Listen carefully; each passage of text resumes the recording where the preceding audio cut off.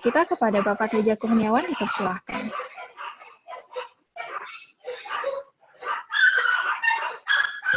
Baik, terima kasih. Suara saya terdengar ya? Ya, terdengar. Ya, baik, terima kasih. Baik, selamat pagi para orang tua. Terima kasih untuk waktu yang sudah disediakan oleh para orang tua juga untuk mendengar, untuk ikut dalam sesi webinar Mathematics Problem Solving. Ya, mungkin kenapa kami mengadakan seminar ini karena betul tadi yang disampaikan oleh Miss Nadia. Banyak orang tua yang melihat kenapa sih kok matematika yang anak-anak kita pelajari saat ini kok beda gitu ya dengan apa yang dulu kita pelajari gitu ya. Matematika anak-anak kita beda dengan matematika yang kita pelajari dulu. Lalu apa sih kok matematik problem solving, pemecahan masalah ya, problem solving, pemecahan masalah apa sih? Jangan-jangan apakah problem solving itu soal-soal olimpiade gitu ya? Atau apa gitu ya, atau gimana problem solving dalam keseharian matematika anak-anak gitu kan. Ya, nah hari ini saya berharap bisa memberikan wawasan kepada para orang tua tentang apa itu yang dimaksud mathematics problem solving. Ya, baik, saya akan mulai.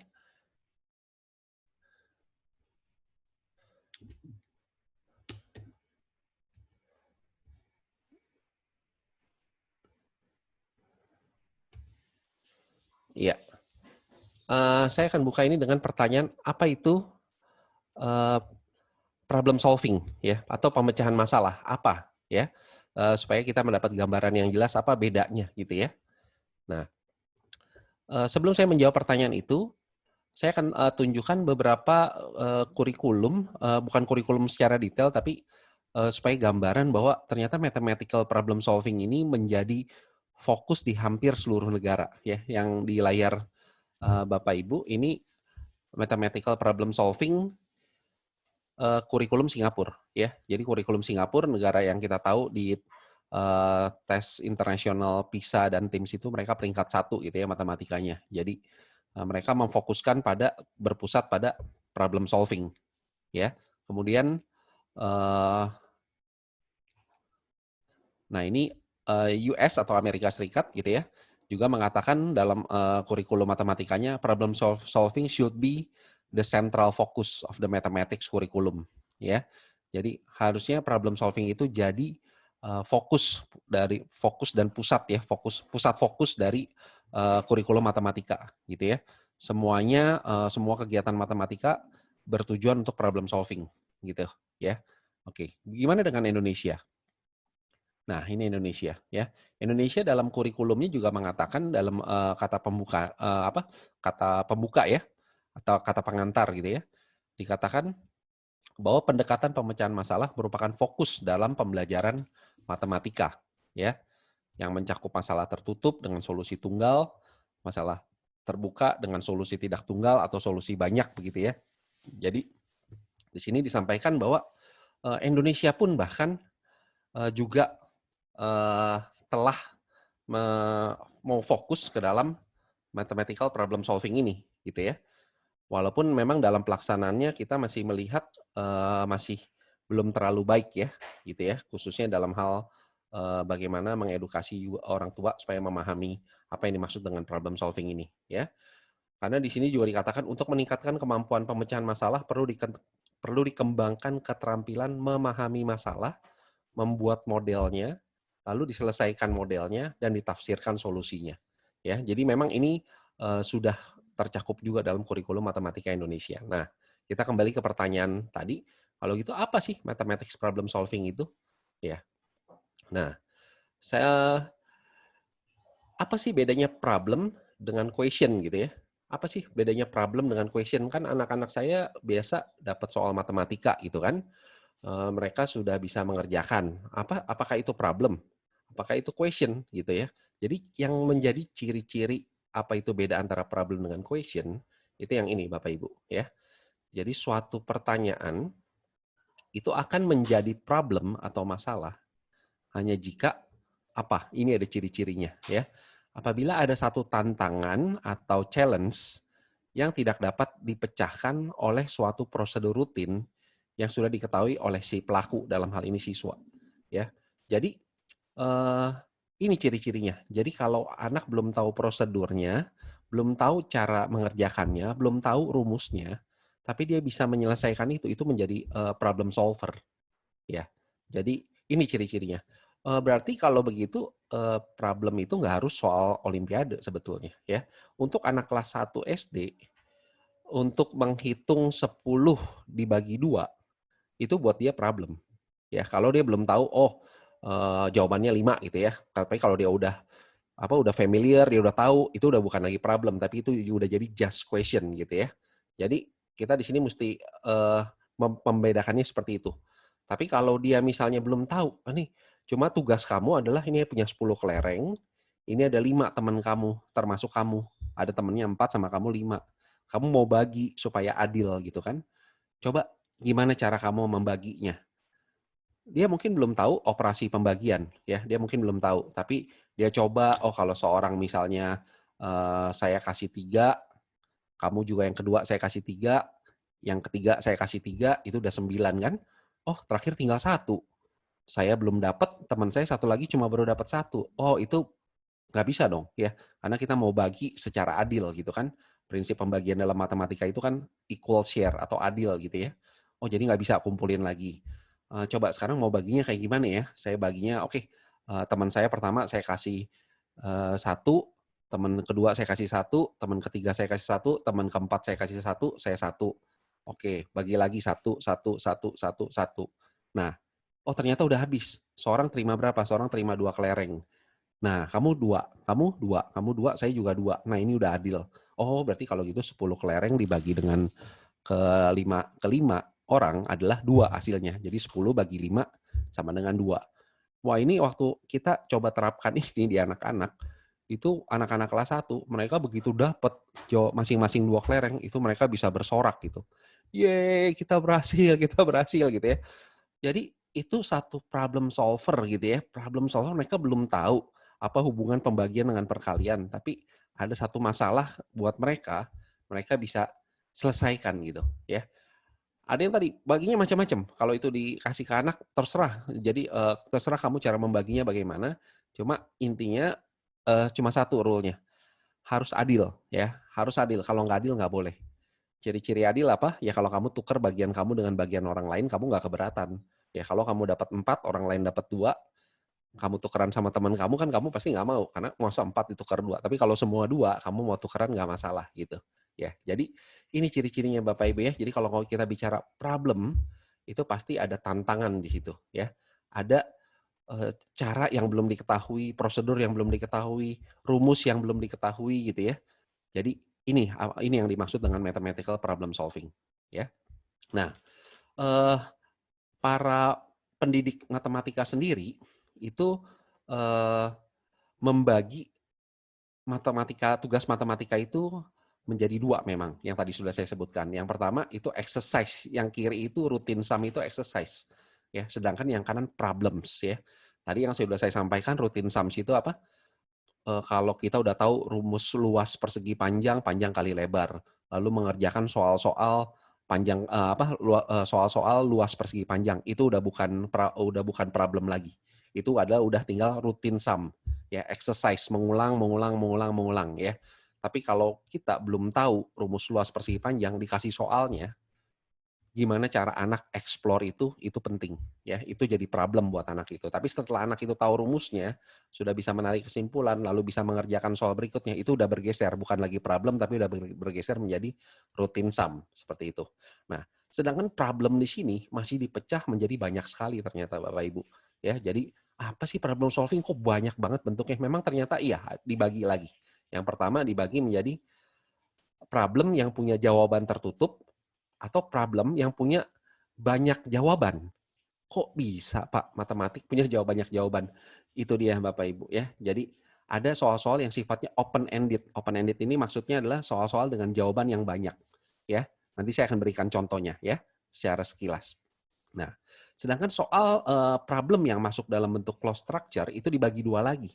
Yang pertama problem yang berfokus pada konten spesifik, Misalnya anak lagi belajar tadi luas lingkaran, maka anak akan mengerjakan soal-soal cerita terkait luas lingkaran, ya, atau soal-soal yang lebih menantang dari soal lingkaran gitu ya. Atau ada juga soal yang masuk ke dalam karakter fokus ke proses problemnya ya. Jadi dia nggak fokus ke entah soalnya kamu lagi belajar lingkaran, kamu lagi belajar sudut, kamu lagi belajar persegi panjang, kamu lagi belajar bilangan, itu nggak masalah. Pokoknya fokus soal itu memang bertujuannya untuk menguji strategi ya, untuk mengukur apakah anak menguasai strategi problem solving.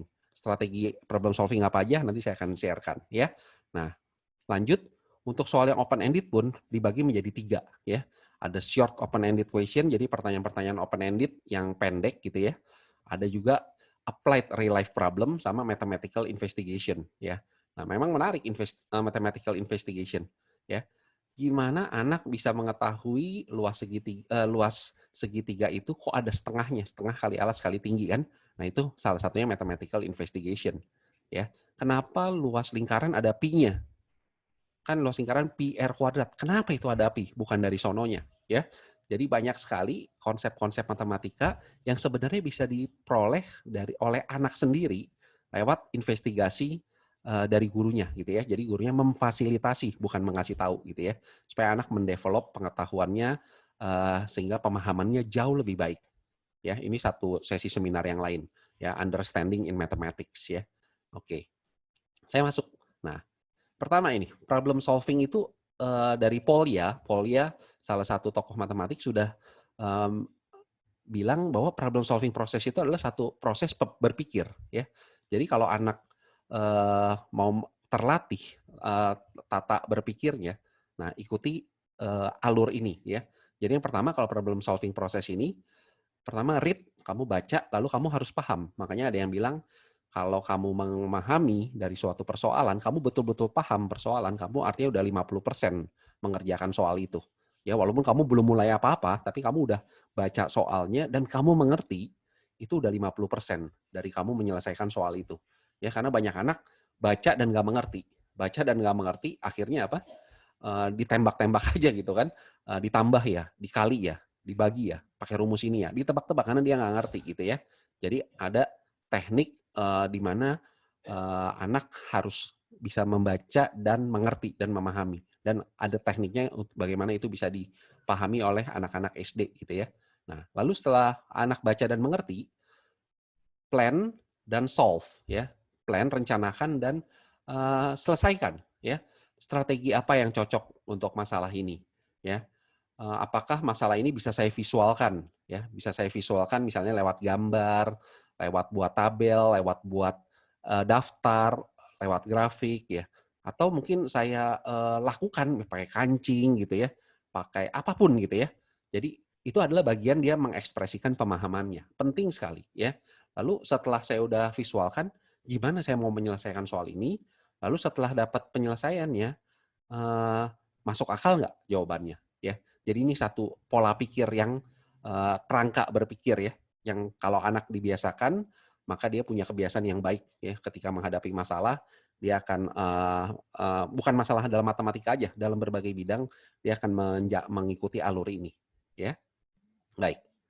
Nah, dan terakhir tadi yang sudah saya katakan, lihat lagi, cek betul nggak jawaban saya masuk akal atau enggak, ya. Apakah saya menjawab sesuai dengan yang ditanyakan, ya. Kalau bukan, berarti apa ya yang miss gitu ya. Jadi seperti itu. Jadi ada ceknya ya. Nah, saya akan mulai dengan yang pertama, konten spesifik ya. Apa ini konten spesifik tadi yang saya katakan ya? Saya ambil contoh, misalnya konten spesifik ini salah satunya yang sering di buku-buku matematika, mungkin putra-putri Bapak Ibu, itu sering menampilkan word problem. Ya. Word problem itu part of problem solving. Jadi bagian kecil dari problem solving itu memang soal cerita. Ya. Jadi yang sangat disarankan untuk pendekatan penyelesaian soal cerita ini, supaya anak nggak menebak-nebak, supaya anak tidak nggak paham, ya, lalu menebak-nebak dan benar gitu ya, itu bahaya. Ya, jadi belief yang bahaya itu jadi belief di anak-anak, ngapain saya baca soal cerita, orang saya nggak baca aja saya betul, misalnya babnya lagi bab tentang penjumlahan. Ya udah ada angka di situ, ada angka berapa, tambahin aja semua, pasti betul. ya. Ada kalau lagi babnya pengurangan, yang gede kurangin aja sama angka-angka yang kecil, pasti betul tanpa dibaca. Nah, jadi ternyata bentuk soal selama ini juga malah menggiring anak-anak untuk nggak usah baca soal gitu ya. Karena tadi nggak usah baca soal aja betul gitu ya. Makanya di buku-buku matematika yang eh, mengikuti riset dari pembelajaran matematik sekarang udah mencampur ya. Lagi belajar penjumlahan tahu-tahu ada soal perkalian. Ya, lagi belajar penjumlahan tahu-tahu ada soal pengurangan ya. Atau ada soal-soal yang memang dikasih informasinya berlebih ya. Maksud saya begini. Seorang anak punya kelereng 2 warna merah, 3 warna biru. 2 warna merah, 3 warna biru. Temennya datang, kasih ke dia 1 kelereng warna merah. Berapa jumlah kelereng merah sekarang? Nah, ini pertanyaan yang bagus ya. Kalau anak yang nggak baca soal, dia akan tambahin semuanya 2 tambah 3 tambah 1, 6. Tapi kalau anak yang betul-betul baca, lalu dia memvisualkan, misalnya dia gambar kelereng dengan lingkaran kecil gitu ya. Oh, ini kelereng merah ada 2, kelereng biru ada 3. Temannya 1 datang, kasih kelereng warna merah. Pertanyaannya berapa warna merahnya? Oh ya berarti 2 tambah 1 aja. Bukan 2 tambah 3 tambah 1 gitu ya. Jadi sekarang soal-soal pun sudah mulai berubah. Ya, udah mulai berubah, informasi yang diberikan berlebih. Nah, orang tua yang nggak paham ini, biasa komplain. Komplainnya apa? Ini ngapain sih dikasih kelereng warna biru? Kan udah jelas, ditanyanya merah, kenapa nggak merah aja dikasihnya gitu kan? Kenapa mesti dikasih tahu informasi kelereng biru? Permasalahannya begini Bapak Ibu, dari pembelajaran itu disiapkan untuk anak ready di zamannya ya. Zaman anak kita sekarang ini berbeda dengan zaman kita dulu gitu ya. Anak-anak ini sekarang tinggal di zaman informasi. Di mana informasi itu datang itu seperti tsunami ya. Satu belum selesai dibaca, udah ada lagi yang lain. Udah ada lagi yang datang, ya terus datang gitu kan. Nah, anak perlu kemampuan memilah informasi. Memilah mana informasi yang tepat, mana yang hoax, mana yang bukan hoax gitu ya. Dipilah dan dicari mana yang cocok buat dia gitu ya, mana yang berguna buat dia. Nah, kemampuan mengolah informasi itu salah satu yang bisa diperoleh dari matematika, ya. Oke. Jadi saya kembali ke sini ya. Jadi untuk pendekatan matematika soal cerita sangat disarankan model method ya. Kenapa? Karena model method itu untuk melihat pemahaman anak, juga memvisualkan permasalahan. Kita mesti ingat bahwa anak-anak SD itu anak-anak yang belajarnya itu kebanyakan visual ya. Kalau dia bisa visual, bisa lihat itu lebih baik gitu ya. Lalu 1, hindari kata kunci. Untuk pembahasan macam-macam soal cerita, ini sendiri sebenarnya ada sesi khususnya ya, tapi nggak apa-apa. Di sini saya berikan contohnya ya. Saya berikan contohnya. Di YouTube saya juga ada beberapa soal cerita yang Bapak Ibu bisa lihat di situ ya.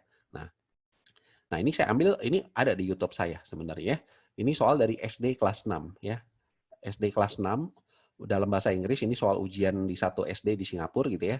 Saya terjemahkan dalam bahasa Indonesia seperti ini ya. Nah ini, jadi kalau tadi bahasa Inggrisnya pie sama muffin, saya rubah jadi versi Indonesia, combro dan lemper gitu ya. Jadi di sini dibilang jumlah combro ada 7/11 dari jumlah lemper. Maggie kasih ke temennya 6 combro dan 14 lemper gitu ya.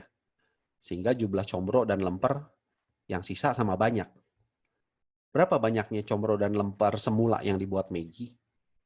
Waduh, ini ada pecahan gitu ya. Ada angka gitu ya, ada angka 6 combro, ada angka 14 lemper gitu kan. Ya. Nah, saya peragakan bagaimana cara menjawab ini Bapak Ibu ya. Nah, jadi kalimat pertama, Maggie membuat combro dan lemper. Artinya ada 2 jenis kue yang dibuat. Yang pertama combro, yang kedua lemper, begitu kan? Ya, jadi ini memvisualkan nih ya, combro, lemper. Tapi saya nggak tahu Maggie itu buat berapa combro, buat berapa lemper, saya nggak tahu.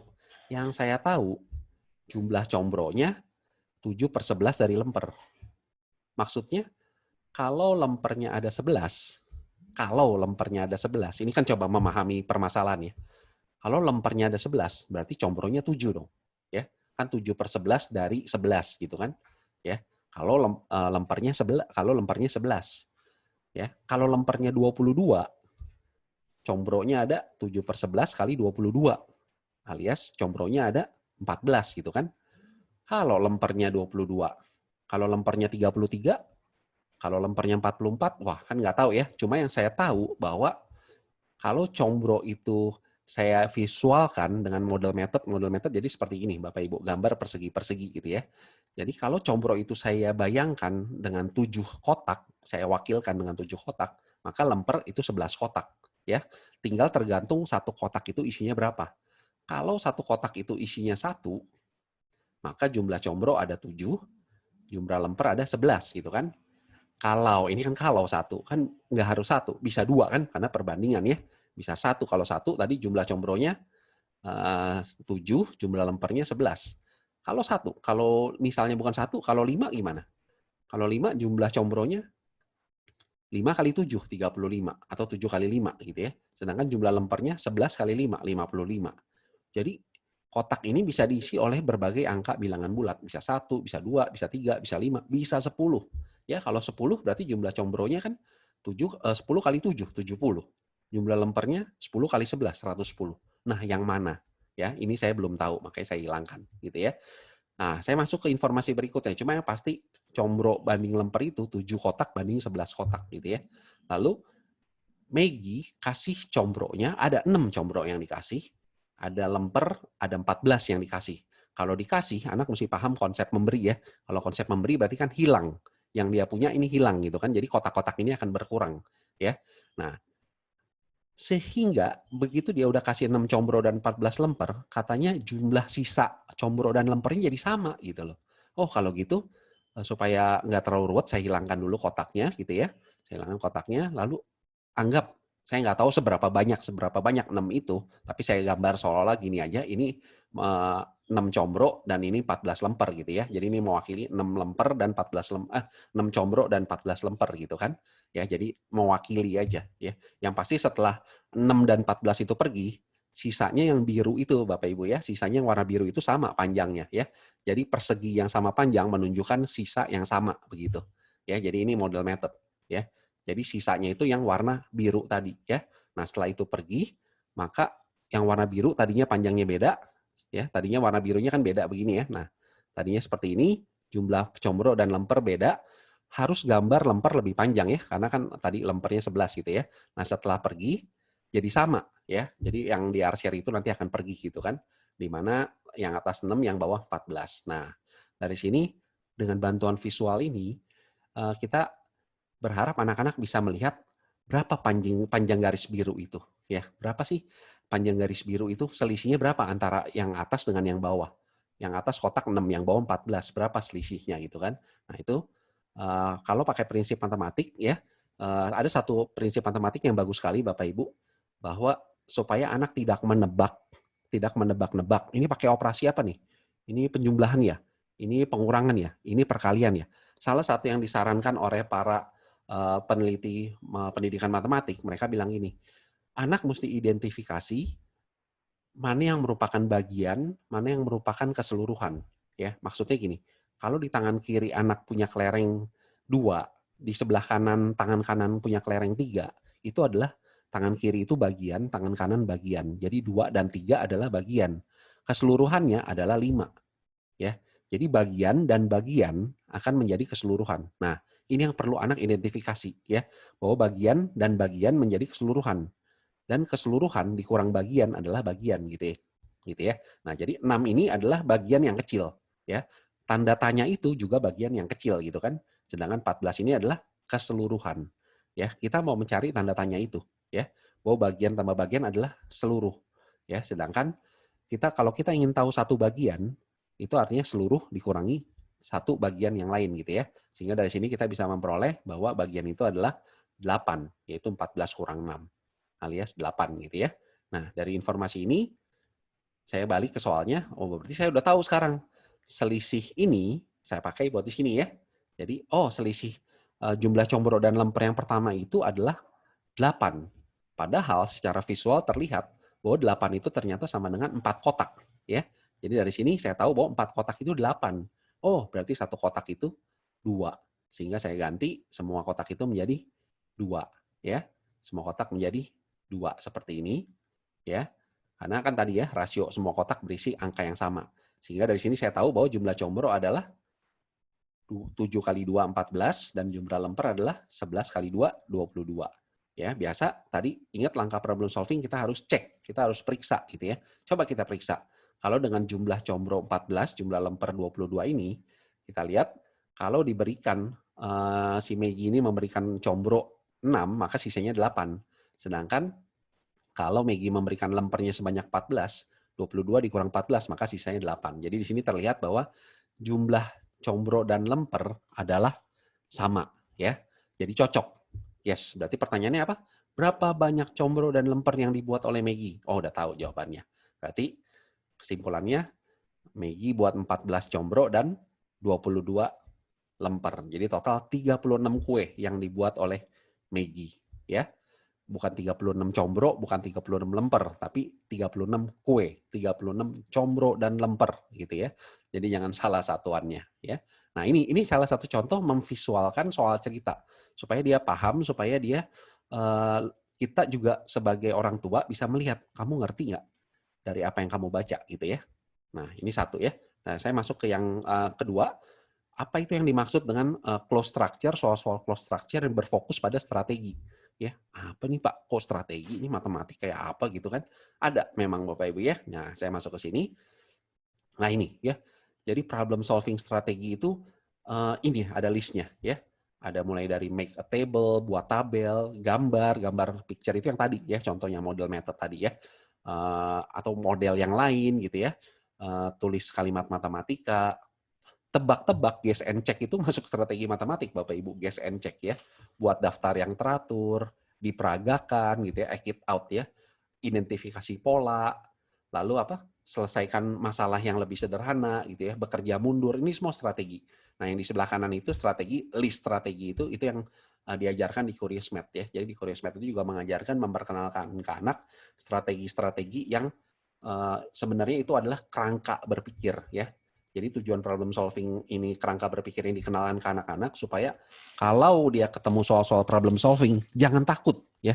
Jangan takut. Ini masalah kamu pasti belum pernah lihat soalnya, pasti dijamin. Tapi dengan kamu punya kerangka berpikir yang benar, maka kamu bisa mengatasi itu. Dan nanti kalau dia udah bisa satu soal, udah bisa lagi, wih, dia akan apa? Belief-nya itu makin pede dia, percaya dirinya makin tinggi. Ya, ini yang penting. Sehingga nanti nggak akan ada lagi keluhan, oh lupa rumusnya, belum diajarin gitu kan. Oh nggak apa-apa, belum diajarin. Tapi harus ada ini Bapak Ibu ya, scaffolding-nya yang tepat gitu ya.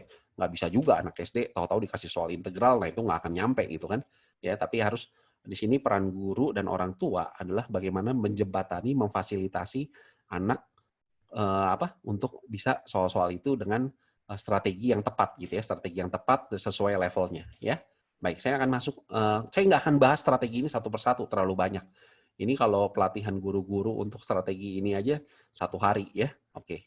Nah, ini ada satu soal, ya. Soal ini kembali sebenarnya dari buku dari soal Singapura gitu ya. Ini saya Indonesiakan gitu ya. Ini saya pernah waktu itu menggantikan guru cuti melahirkan ya. Saya masuk ke kelas, saya kasih soal ini gitu ya sebagai PR gitu ya. Coba kamu pikir dulu gitu ya. Ya, saya udah jelaskan beberapa contoh problem solving yang lain di kelas gitu ya, yang tukar pikiran di situ, diskusi ya. Jadi boleh dibaca dulu sebentar. Jadi dalam sebuah peternakan ada 9 ekor kambing dan ayam. Nggak tahu kambingnya berapa, nggak tahu ayamnya berapa. Cuma totalnya kambing dan ayam itu ada 9. Ini kelas 3 SD ya. Selain nggak tahu jumlah kambing dan ayamnya berapa, cuma totalnya tahu 9, jumlah kaki kambingnya plus kaki ayamnya 26. Ya, nggak tahu juga kan, yang dari 26 kaki itu berapa yang kaki kambing, berapa yang kaki ayam, nggak tahu gitu ya. Cuma pokoknya totalnya 26. Nah, pertanyaannya, berapa banyaknya kambing di peternakan itu? Ya boleh aja ditanya berapa banyaknya ayam di peternakan itu gitu ya, boleh aja.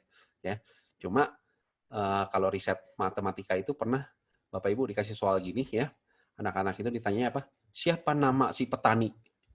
Siapa nama si petani gitu ya. Dan celakanya hasil risetnya bilang apa? Kelas 4, kelas 5, kelas 6 ini dites gitu ya. Anak kelas 6 paling banyak jawab. Siapa nama si petani? Dijawab. Ya udah kalau nggak ditambahin, dikurangin, dikaliin, diapain gitu ya.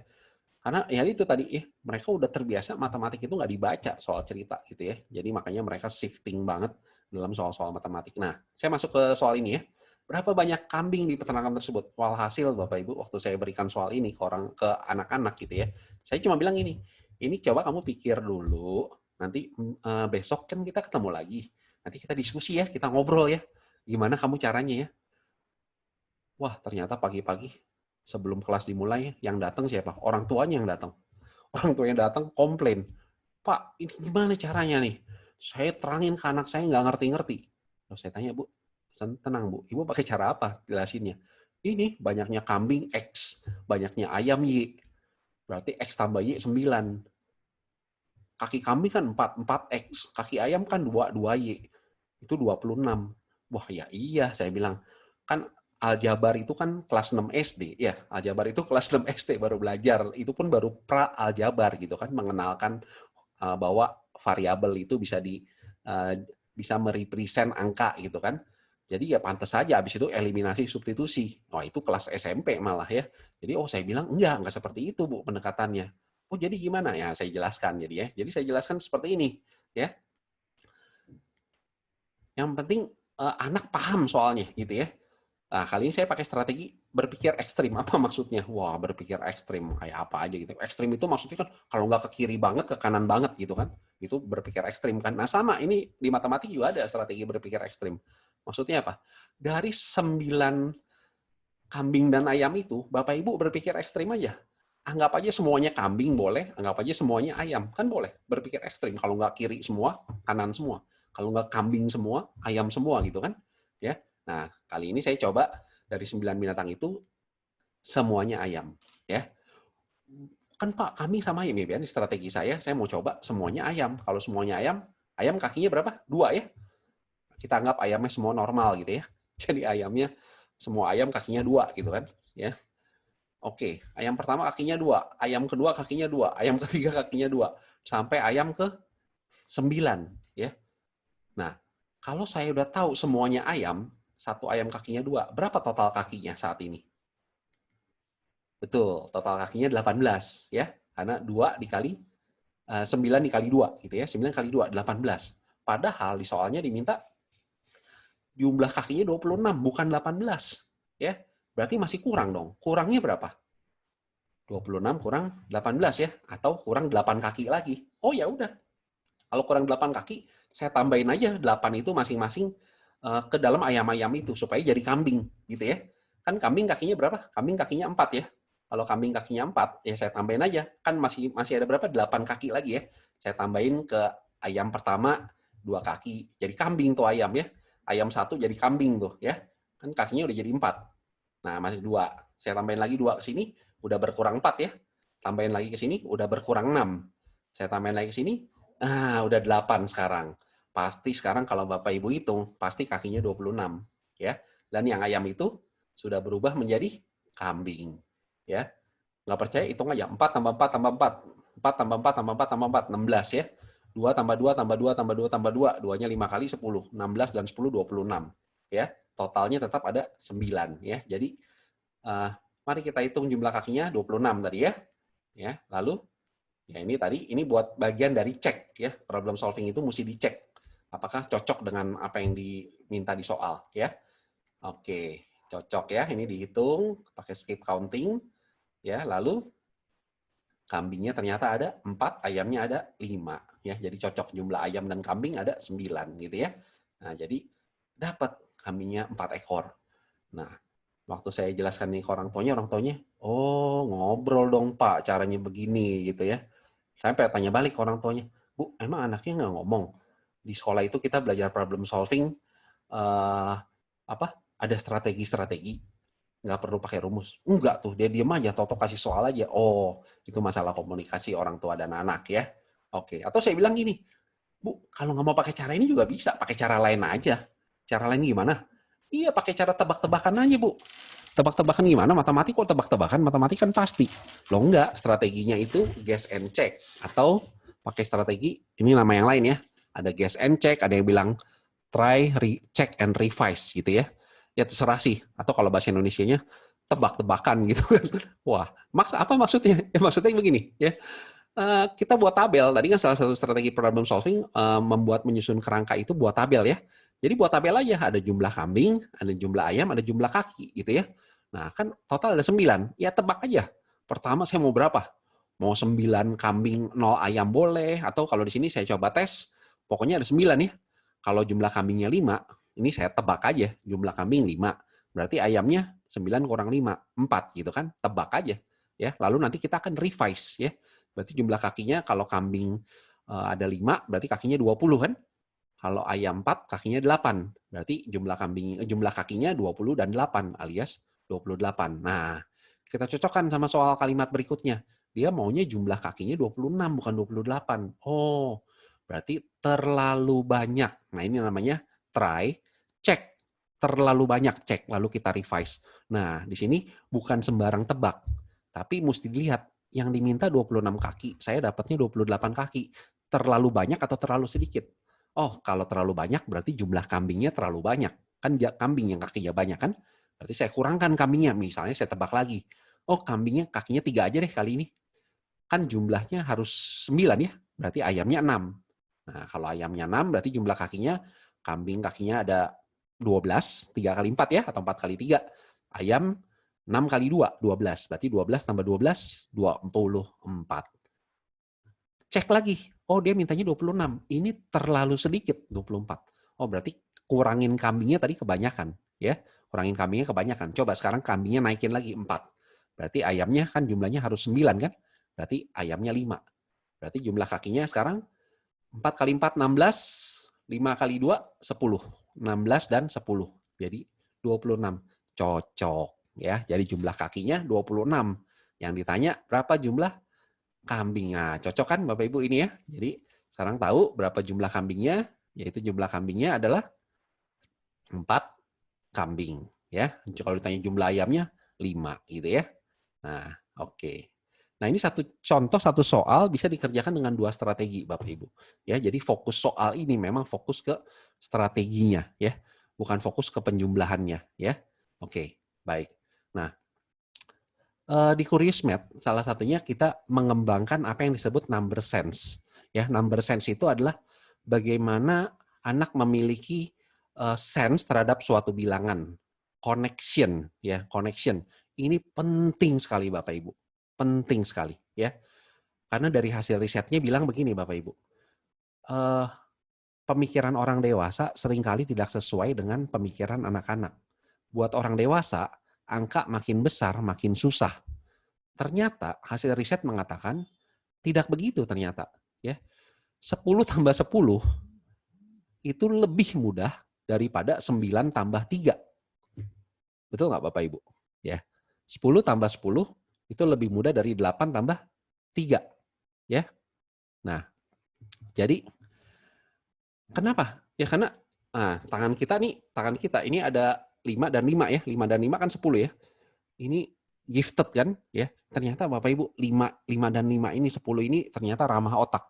Ya, dengan otak kita ini ramah banget ya. Makanya kalau ini kan nanti setiap kali misalnya ada pemilu gitu kan, kalau ada rekap suara, biasa yang dicentang 1 2 3 4, yang kelima strip gitu ya, silang ya. 1 2 3 4 strip 5. Kenapa 5? Kenapa nggak 7 di strip? Kenapa nggak 9 di strip? Karena nggak ada yang janjian tuh Bapak Ibu. Tapi seluruh dunia kalau ngerekap itu 5 di strip. Karena ramah otak. Ketika mau merekap itu jadi lebih mudah. Ya, 5, 5, 5, 5, 5, 10, 15, 20 kan merekapnya gampang. Tapi kalau 9 di strip, kebayang nggak Bapak Ibu merekapnya? 9, 18, 27, 36. Waduh, celaka. Kalau masih sampai 10 masih gampang, 90 begitu udah 11 gitu kan. Tambah 9 nggak ramah otak gitu ya. Nah, jadi salah satu pembelajaran matematika di Curious Math, bagaimana soal-soal yang tidak ramah otak dibuat jadi ramah otak. Misal, kan kalau kamu 9 tambah 4 itu susah, kenapa sih nggak berpikir 10 tambah 3? Ya, kan sama, 4 yang di bawah, naikin 1 ke atas, jadi 10 tambah 3. Riset Bapak Ibu, 10 tambah bilangan berapapun, anak kecil nggak keluar, jarinya itu nggak pernah keluar dia. Jarinya nggak pernah keluar.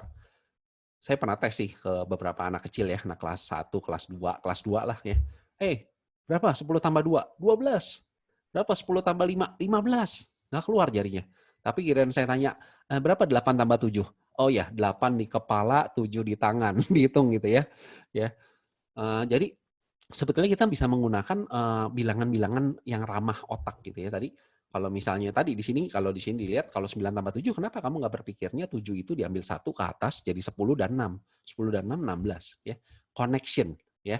Nah, ini yang jarang sekali sudah diajarkan dalam matematika di Indonesia, fleksibilitas berpikir ya, luwes dalam angka gitu ya. Sekarang saya tanya satu hal ke sini Bapak Ibu, saya pernah tanya juga ke anak-anak gitu ya. Nah, lebih suka kalau misalnya kita ujian nih ya, lebih suka dapat soal yang atas atau soal yang bawah?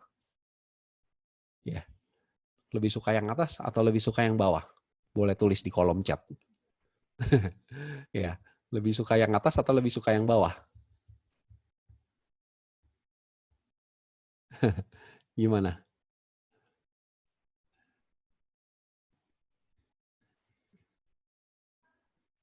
Saya bisa lihat chatnya nggak nih? Bisa lihat chatnya ya? Saya pengen berinteraksi juga nih. Oke, ya. Oke, baik. Ya. Yang bawah ya lebih suka ya. Oke, baik. Iyalah, 100 tambah 100 tambah 100, 300 gitu kan. Ya. Itu kan 1 tambah 1 tambah 1 gitu kan. Ya, bukan satu hal yang bukan satu hal yang susah gitu ya. Mau nolnya ada 6 juga 1 juta tambah 1 juta tambah 1 juta juga nggak masalah gitu kan. Ya. Jadi nggak masalah nolnya mau banyak, orang panen 1 juta tambah 1 juta tambah 1 juta ya 3 juta gitu kan. Nah, daripada 97 tambah 98 tambah 99, nah ya kan. Nah, ternyata Bapak Ibu ini juga soal atas. Kalau anak berpikirnya hanya prosedur ya dia susun ke bawah, dia tambahin, dan celakanya apa Bapak Ibu? Saya pernah riset kecil-kecilan masuk ke kelas gitu ya. Ketika anak jawabannya salah, soal ini kan soal yang riskan, yang atas itu soal yang riskan ya. Kenapa? Karena angkanya gede dan banyak nyimpennya gitu kan ya. Tapi yang celaka itu karena mereka sangat kaku dengan prosedur, ketika hasilnya nggak masuk akal, mereka nggak sadar itu nggak masuk akal ya. Padahal kalau number sense mereka jalan, mereka bisa tahu oh ini 97 nggak nyampe 100, 98 nggak nyampe 100, bahkan 99 nggak nyampe 100 ya. Karena nggak nyampe 100, hasilnya nggak akan lebih dari 300 ya. Tapi banyak di antara anak-anak yang saya tes itu mereka jawabannya di atas 300 ya. Karena tadi ya nggak terbiasa sense-nya. Nah, padahal kalau di sini Bapak Ibu dengan fleksibilitas berpikir bisa dilihat bahwa 100 itu kan 97 kurang 97 itu kan 100 kurang 3. 98 itu 100 kurang 2. 99 100 kurang 1 gitu kan. Jadi kalau gitu hasilnya ya 300, ya tinggal saya kurang 6. Ya 300 kurang 6 jangan dibayangkan Bapak Ibu itu adalah wah saya mesti hitung bersusun ya. Oh 300 dikurang 6, 0 kurang 6 nggak bisa pinjam 1. Boleh-boleh aja. Boleh-boleh aja kalau mau hitungan prosedur bersusun. Tapi saya mensarankan bisa dengan mundur aja, hitung mundur. 300 mundur 6, 294 ya. Maka jadi jumlah yang atas 294 gitu ya. Jadi ini mengaitkan satu bilangan dengan bilangan yang lain, number sense. Dan ini Bapak Ibu diuji di soal seperti ini ya. Pernah di satu PSLI itu ujian nasional di Singapura ya, matematika. Ya Bapak Ibu kalau search di Google PSLI, soal-soalnya Bapak Ibu bisa dapat soal-soalnya. Itu pernah mereka ujian dikasih soal seperti ini Bapak Ibu. Carilah angka satuan hasil dari penjumlahan 1 tambah 2 tambah 3 tambah 4 tambah 5 tambah 6 tambah 7. Itu titik-titik itu maksudnya terus berurutan mengikuti pola yang ada sampai tambah 95, tambah 96, tambah 97. Lebahnya aja kaget tuh. Astaga gitu ya. Mau pakai kalkulator juga pencet 1 tambah 2 tambah 3 tambah 4 tambah 5, mencet yang cepet aja gitu ya. Masalahnya nggak boleh kalkulator lagi gitu kan. Ya. Mau pakai kalkulator juga nggak keburu waktunya gitu ya. Belum kalau miss lagi kan ya. Maksudnya angka satuan di sini Bapak Ibu dia nggak minta hasilnya ya. Tapi dia maksudnya angka satuan itu kan ada satuan, puluhan, ratusan, ribuan gitu kan ya. Jadi misal hasilnya 400 misalnya 4.700 misalnya nih ya 4.700. Nah kan angka satuannya 0. Itu yang ditanya gitu ya. Atau misalnya hasilnya 4.708 misalnya. Nah, yang ditanya tuh 8-nya itu, angka satuannya 8. Jadi cuma angka satuannya aja. Ya. Jadi hanya angka satuannya. Nah, Bapak Ibu, Singapura sudah betul-betul menerapkan problem solving dalam setiap ujiannya. Maksudnya apa? Mereka umumkan, pemerintah itu umumkan ke orang tua dan sekolah bahwa 20% soal ujian, 20% loh Bapak Ibu. Pasti soal itu belum pernah dilihat oleh guru, belum pernah dilihat oleh orang tua. Jadi kalau kamu hanya mengajarkan soal-soal yang ada di drill, ulang angka diganti-ganti, diulang, tanpa ngajarin konsep berpikir, dijamin nggak bisa. 80% bisa, tapi 20% kamu nggak akan bisa. Jadi paling tinggi 80. Ya, jadi kelihatan nanti akan dianalisa oleh pemerintah. Ya, jadi mereka bilang 20% pasti nggak pernah lihat soalnya. Ya, nah gimana Bapak Ibu? Ada yang pernah lihat soal ini? Iya. Nah ini kan kalau bagaimana cara membuat anak menyukai mat tadi Bu, mesti belief-nya itu dibangun ya bahwa dia bisa ya, belief-nya dibangun ya. Nah ini problem solving ini sebenarnya salah satu cara membangun belief ya. Jangan juga anak lagi apa nggak sesuai levelnya, toto dikasih gini kan kaget juga gitu ya. Nah tadi kira-kira kan tadi saya udah tanya ke Bapak Ibu ya, lebih suka yang bawah daripada yang atas ya. Karena yang bawah itu 100 lebih gampang gitu kan. Nah sama berpikirnya di sini juga sama. Kira-kira 97 ini saya kalau saya mau pasangkan dua angka ya, saya mau pasangkan nih angka-angka ini saya mau pasangkan. Coba saya mau lihat di chat Bapak Ibu kira-kira 97 itu dipasangkan dengan yang mana kira-kira? Sambil saya lihat chat. Ya.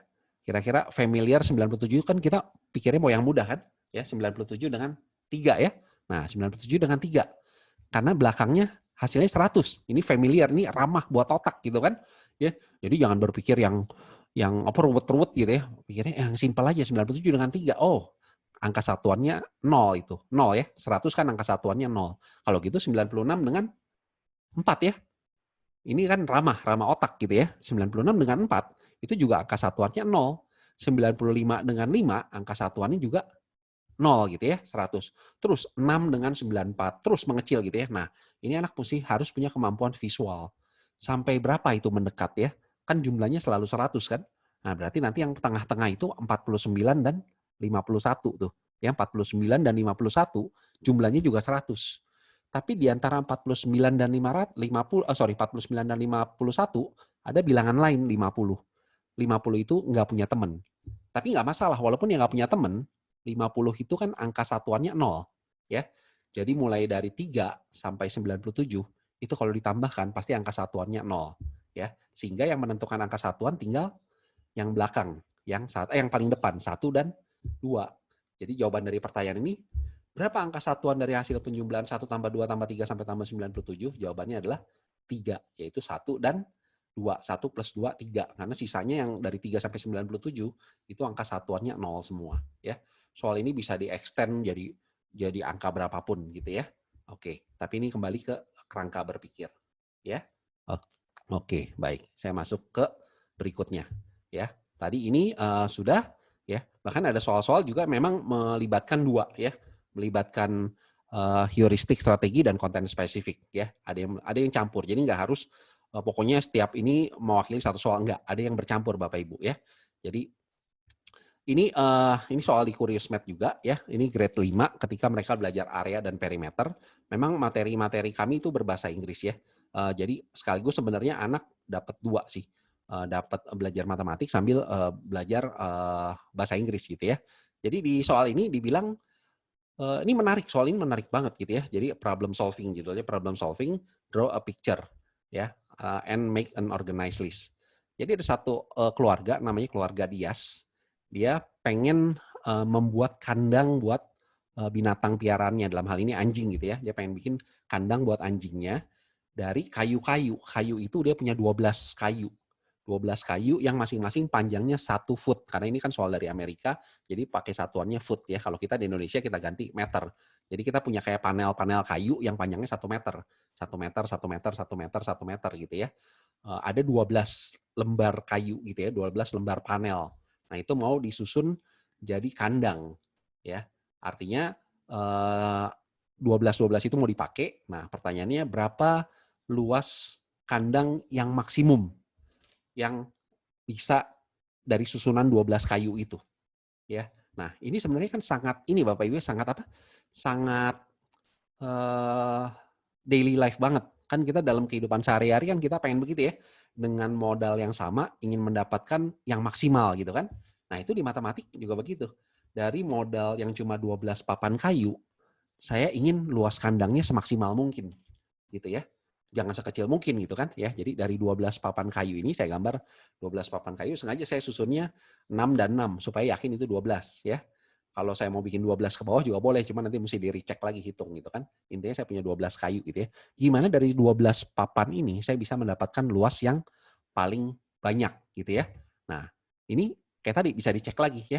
Kalau saya susunnya 6 dan bentuknya maunya apa? Bentuknya maunya rectangle ya, bentuknya maunya rectangle dia bilang atau persegi panjang ya. Di soal dibilang maunya kandangnya berbentuk persegi panjang ya. Saya akan coba kalau misalnya saya susun pertama 6 yang atas, maka yang bawah tinggal 6. Wah, benar sih 6, tapi ini nggak jadi persegi panjang ya. 12-12-nya udah kepake, betul. Tapi ini nggak jadi persegi panjang. Jadi ini salah gitu ya. Itu percobaan saya gitu ya. Atau coba saya ambil satu, jadi misalnya jadi cuma 5 ya. Panjangnya 5, lebarnya 1. Jadi atas 5, bawah 5, atas 5, bawah 5, kiri 1, kanan 1. Totalnya 12. 12-12-nya kepake gitu ya.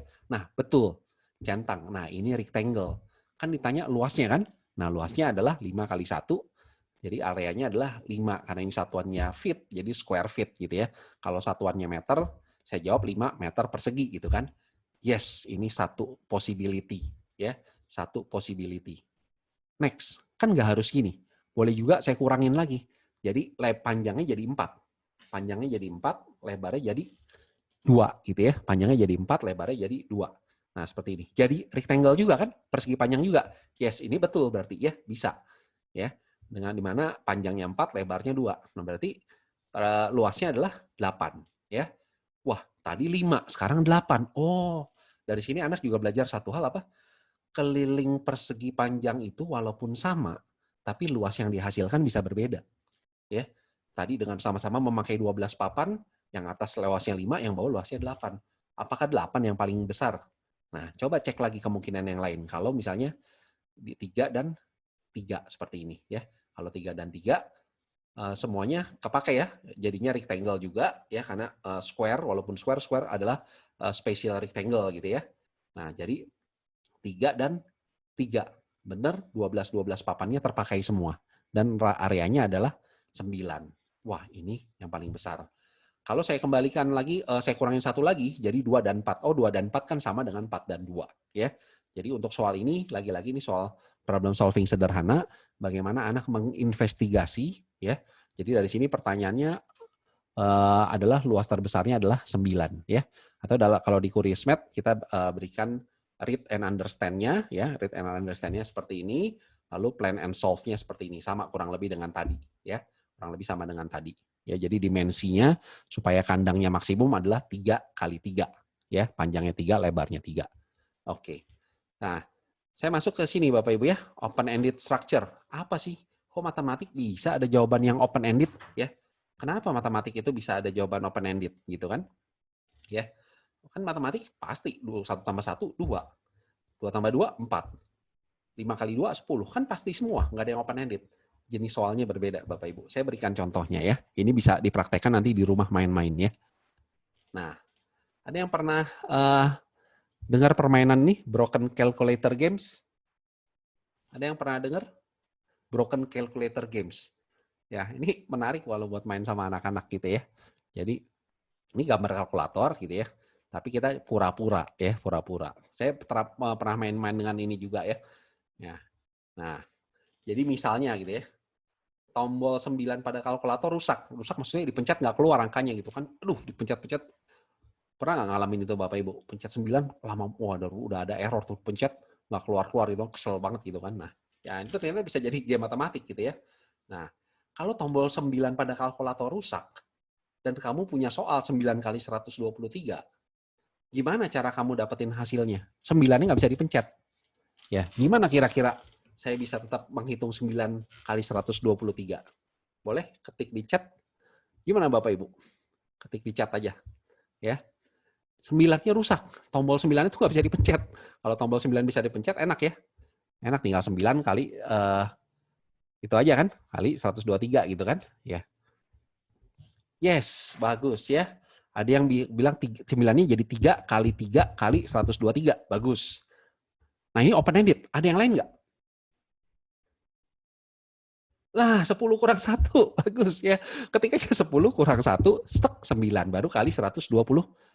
Nah ini open ended. Saya yakin Bapak Ibu pasti ketemu cara yang lain. Ya, saya pernah berikan soal ini, ada anak yang pakai strategi, saya sampai namain strategi itu apa Bapak Ibu? Strategi keliling dunia untuk menyeberang jalan.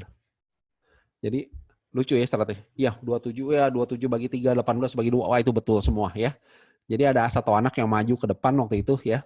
Dia pakai strategi keliling dunia untuk menyeberang jalan. Jadi 9 itu sama dia dirubah pakai berbagai macam operasi hitungan, bagi, kali, tambah, kurang, pokoknya rumit banget. Ya. Saya bilang, oke. Dan betul juga sih, saya cuma bilang ke dia, oke, good, bagus. Betul, anak kelas 4 SD waktu itu. Ya, cuma kamu strategi kamu ini, saya bilang, ini kamu cuma mau nyebrang jalan, cuma kamu ambil jurusan yang lain.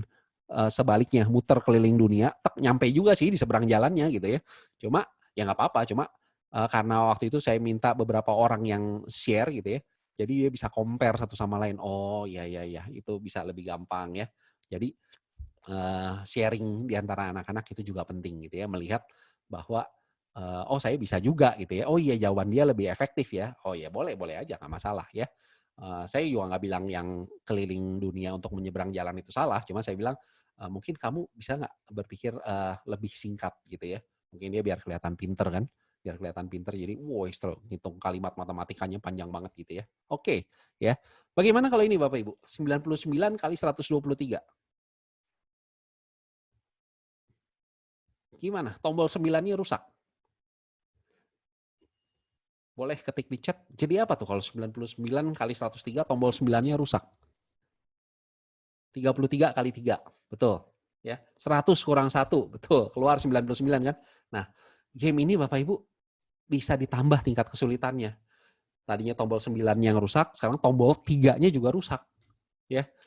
Jadi terserah Bapak Ibu bisa memodifikasi game ini ya dengan menambah tingkat kesulitan gitu ya. Jadi bisa tombolnya yang rusak itu ditambah gitu ya. Nah, saya berikan contoh-contoh yang lain ya. Nah, ya bagaimana dengan 89 kali 123? Kali ini gimana? 89 kali 123. Tadi kan kalau mau pakai 90 kurang 1 nggak bisa. 11 kali 99 nggak bisa, Pak. Kan tombol 9-nya kan rusak ya. 11 kali 9 tadi nggak bisa ya. Kalau ini sekarang masuk ke soal yang 89 ya. Nah, 88 tambah 1 ya. 88 tambah 1 ya. Jadi apa fleksibilitas dalam memecah bilangan itu menjadi skill yang sangat penting ya. Menjadi skill yang sangat penting ya. Baik. Ini saya berikan contoh yang lain ya. Broken calculator games ya. Yang ada tombol yang ada yang nyala itu tinggal 5, 2 sama 3. Operasi yang bekerja cuma minus tambah kali sama-sama dengan ya. Jadi anak diminta mencari dari angka-angka itu mencari hasil 10, hasil 13, hasil 15, hasil 22, hasil 23, satu-satu Bapak Ibu, bukan sekaligus ya. Jadi yang hasilnya 10 ya, yang hasilnya 10. Kira-kira gimana Bapak Ibu? Supaya dapat hasil 10, saya mesti pakai tombol 5, 2 dan 3 dan operasi itu gimana? Boleh ketik. Boleh. Nah, ini soalnya soal open ended ya, soal open ended. Jadi bisa jawabannya bisa banyak ya. 5 kali 2, betul. Ada yang lain? Ada yang lain? 5 kali 2, betul. Ya, terima kasih. Ada yang lain? Gimana dapetin angka 10 dari 5, 2, 3, dan min plus kali? 5 tambah 2 tambah 3. Ya.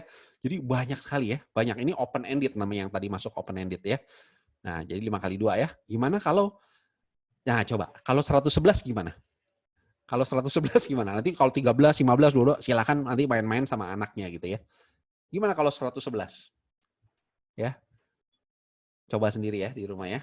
Cuma 111 itu adalah bilangan yang habis dibagi 3. Ya, tahu dari mana bilangan 111 itu habis dibagi 3? karena jumlah angkanya kelipatan 3, begitu ya. Atau saya sebenarnya waktu menyelesaikan yang 111 itu, saya pakai strategi working backward. Maksudnya apa? Dari 111 itu, saya mundur bagi 3, hasilnya 37 gitu ya. Lalu 37 saya pecah lagi jadi apa gitu ya. Jadi hasilnya kemudian waktu saya jawab, saya balik. Saya mulai dari 5 kali 5, 25. Lalu 25-nya saya tambah 5, 32. 32-nya saya tambah 2, saya tambah 5, jadi 37. Nah, 37-nya saya kali 3 jadi 111. Saya yakin ini bukan satu-satunya jawaban, ya. Jadi masih banyak jawaban yang lain, ya. Oke, ya. Nah, silakan dicoba Bapak Ibu ya. Kalau 90, kalau 71, kalau 64 gitu ya. Dan kalau anak jawabnya tadi pakai strategi keliling dunia untuk menyeberang jalan, nggak apa-apa, ya. Jangan, oh kamu masa mikirnya begini sih gitu. Nggak apa-apa, biarin itu. Tapi kita share juga ada ide yang lain, ya. Supaya belief-nya dia tuh nggak turun gitu ya. Ah, males lah kalau saya coba selalu saya mikirnya lambat gitu ya. Ah, nggak apa-apa. Yang penting kamu jangan takut ya. Yang penting punya keberanian untuk mencoba. Itu udah satu hal yang baik ya. Oke. Nah, ini yang lain Bapak Ibu ya. Broken Calculator Games yang main kali ini, yang nyala itu cuma angka 5 Bapak Ibu. Yang angka cuma angka 5, yang nyala itu tombolnya cuma angka 5, tambah kali sama dengan kurang bagi kuadrat. Cuma itu aja yang ada. Ya. Lalu kamu diminta 1 sampai 20, hasilnya 1 sampai 20. 1 sampai 20 kamu dapatkan dari tombol-tombol ini. Ya. Nah ini kalau soal kayak gini, ini biasanya teamwork ya, nggak sendirian. Karena Bapak Ibu bekerja kolaboratif itu salah satu skill yang diminta di 21st century skill. Makanya soal-soal kayak gini biasa juga ada di kelas-kelas gitu ya, supaya lewat matematika pun anak bekerja sama ya. Jadi maksudnya adalah seperti ini, buat tabel ya. Hasilnya 1 sampai 20. Hanya menggunakan angka 5 dan operasi yang tadi ya. Tadi dia udah berikan contoh di sini, 10 itu 5 tambah 5, 11 itu 55 bagi 5. Ini 2 contoh yang diberikan. Lalu anak diminta melengkapi ini ya. Saya nggak akan lengkapi, biar Bapak Ibu yang lengkapi buat main-main di rumah gitu ya.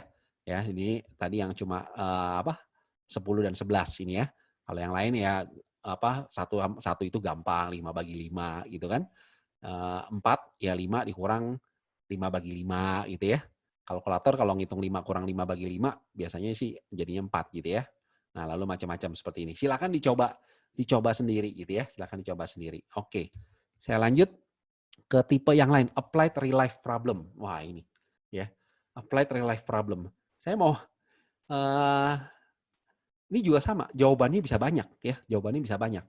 Saya mau menjelaskan ini dengan satu kisah. Saya nggak tahu Bapak Ibu pernah dengar atau enggak gitu ya. Ini ada kejadian di Denmark ya.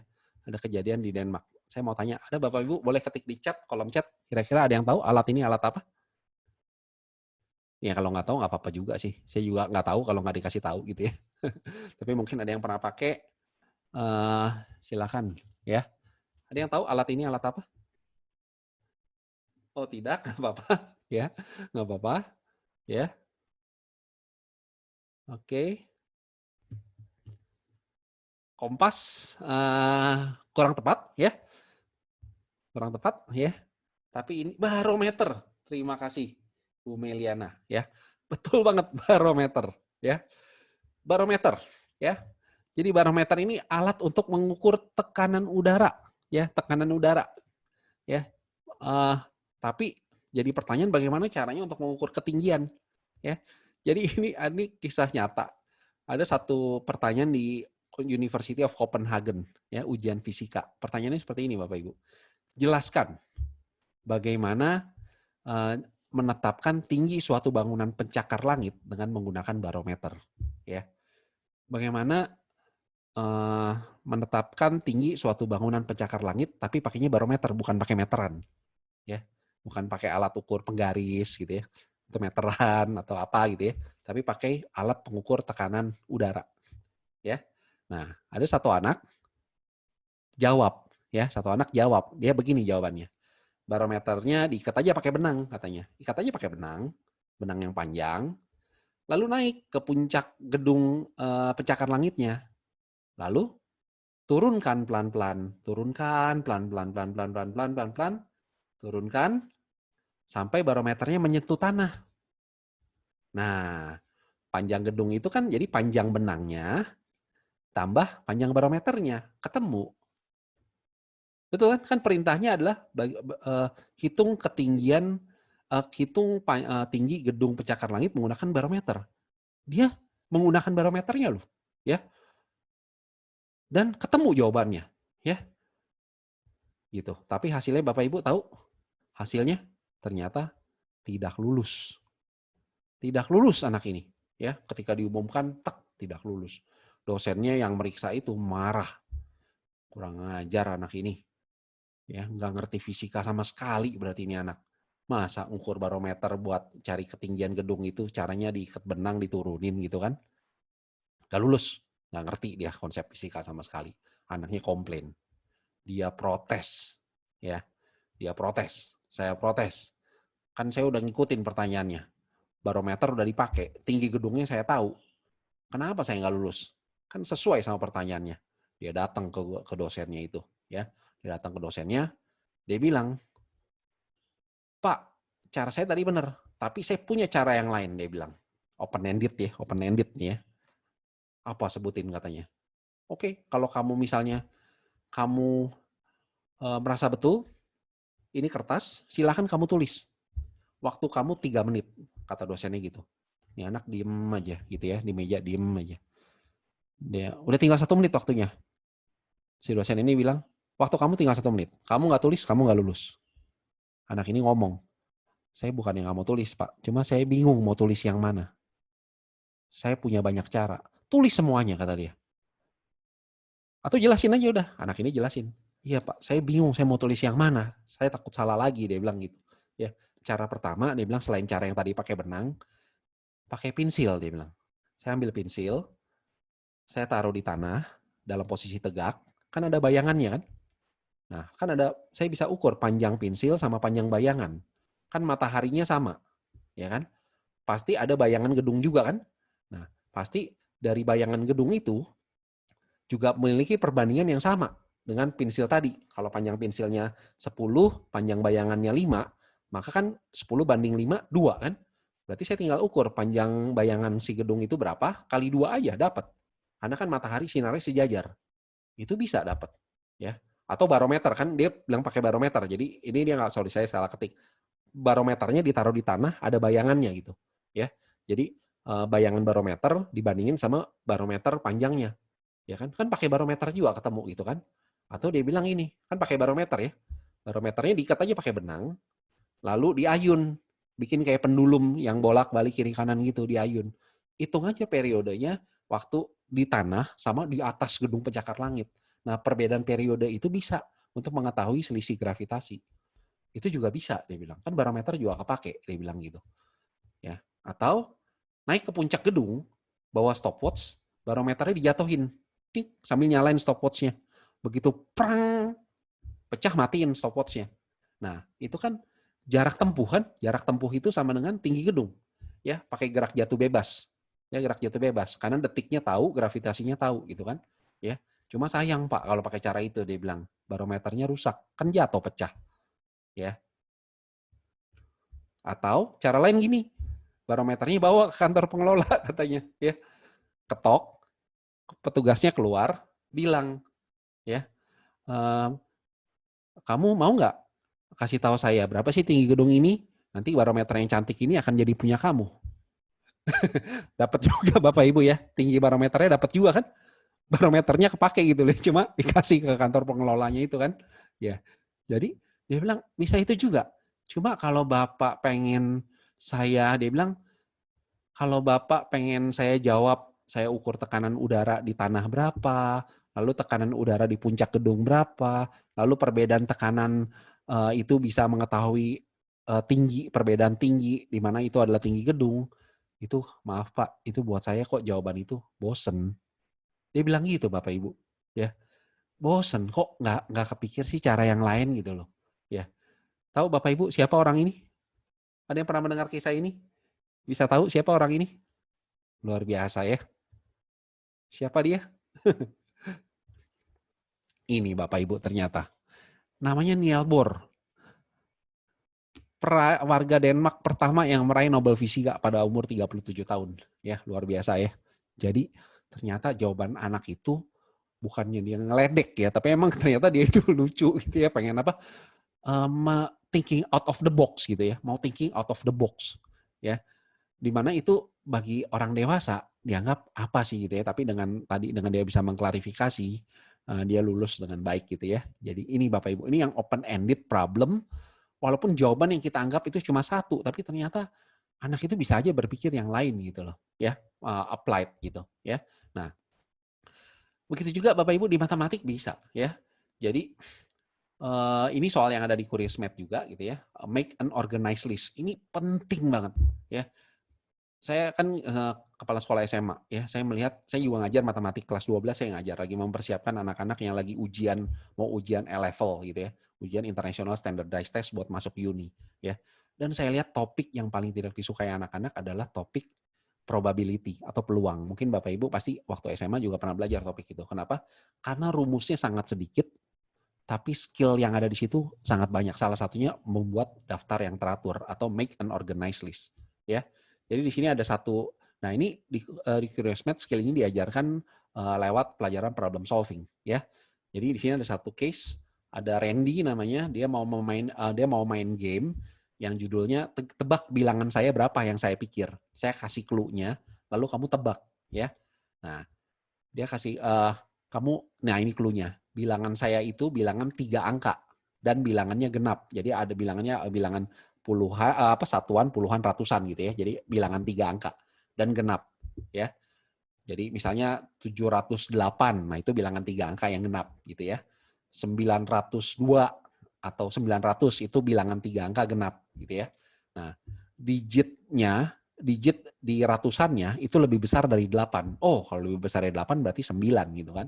Ya. Digit puluhannya, 10 place-nya itu kurang dari 2. Nah, dari informasi clue ini buatlah all possibilities number supaya tebakannya lebih terarah gitu ya. Nggak berpikir, wow banyak banget jawabannya gitu kan. Bukan, jawaban banyak banget itu jangankan anak SD, Bapak Ibu, anak SMA begitu dapat soal-soal seperti ini aja, oh banyak banget deh Pak pokoknya. Oke ya, banyak itu berapa? 10 banyak, 2.000 juga banyak, 2 juta juga banyak gitu kan. Ya tapi mulailah dengan apa? Kerangka berpikir make an organized list gitu kan ya. Jadi ini dibiasakan ya.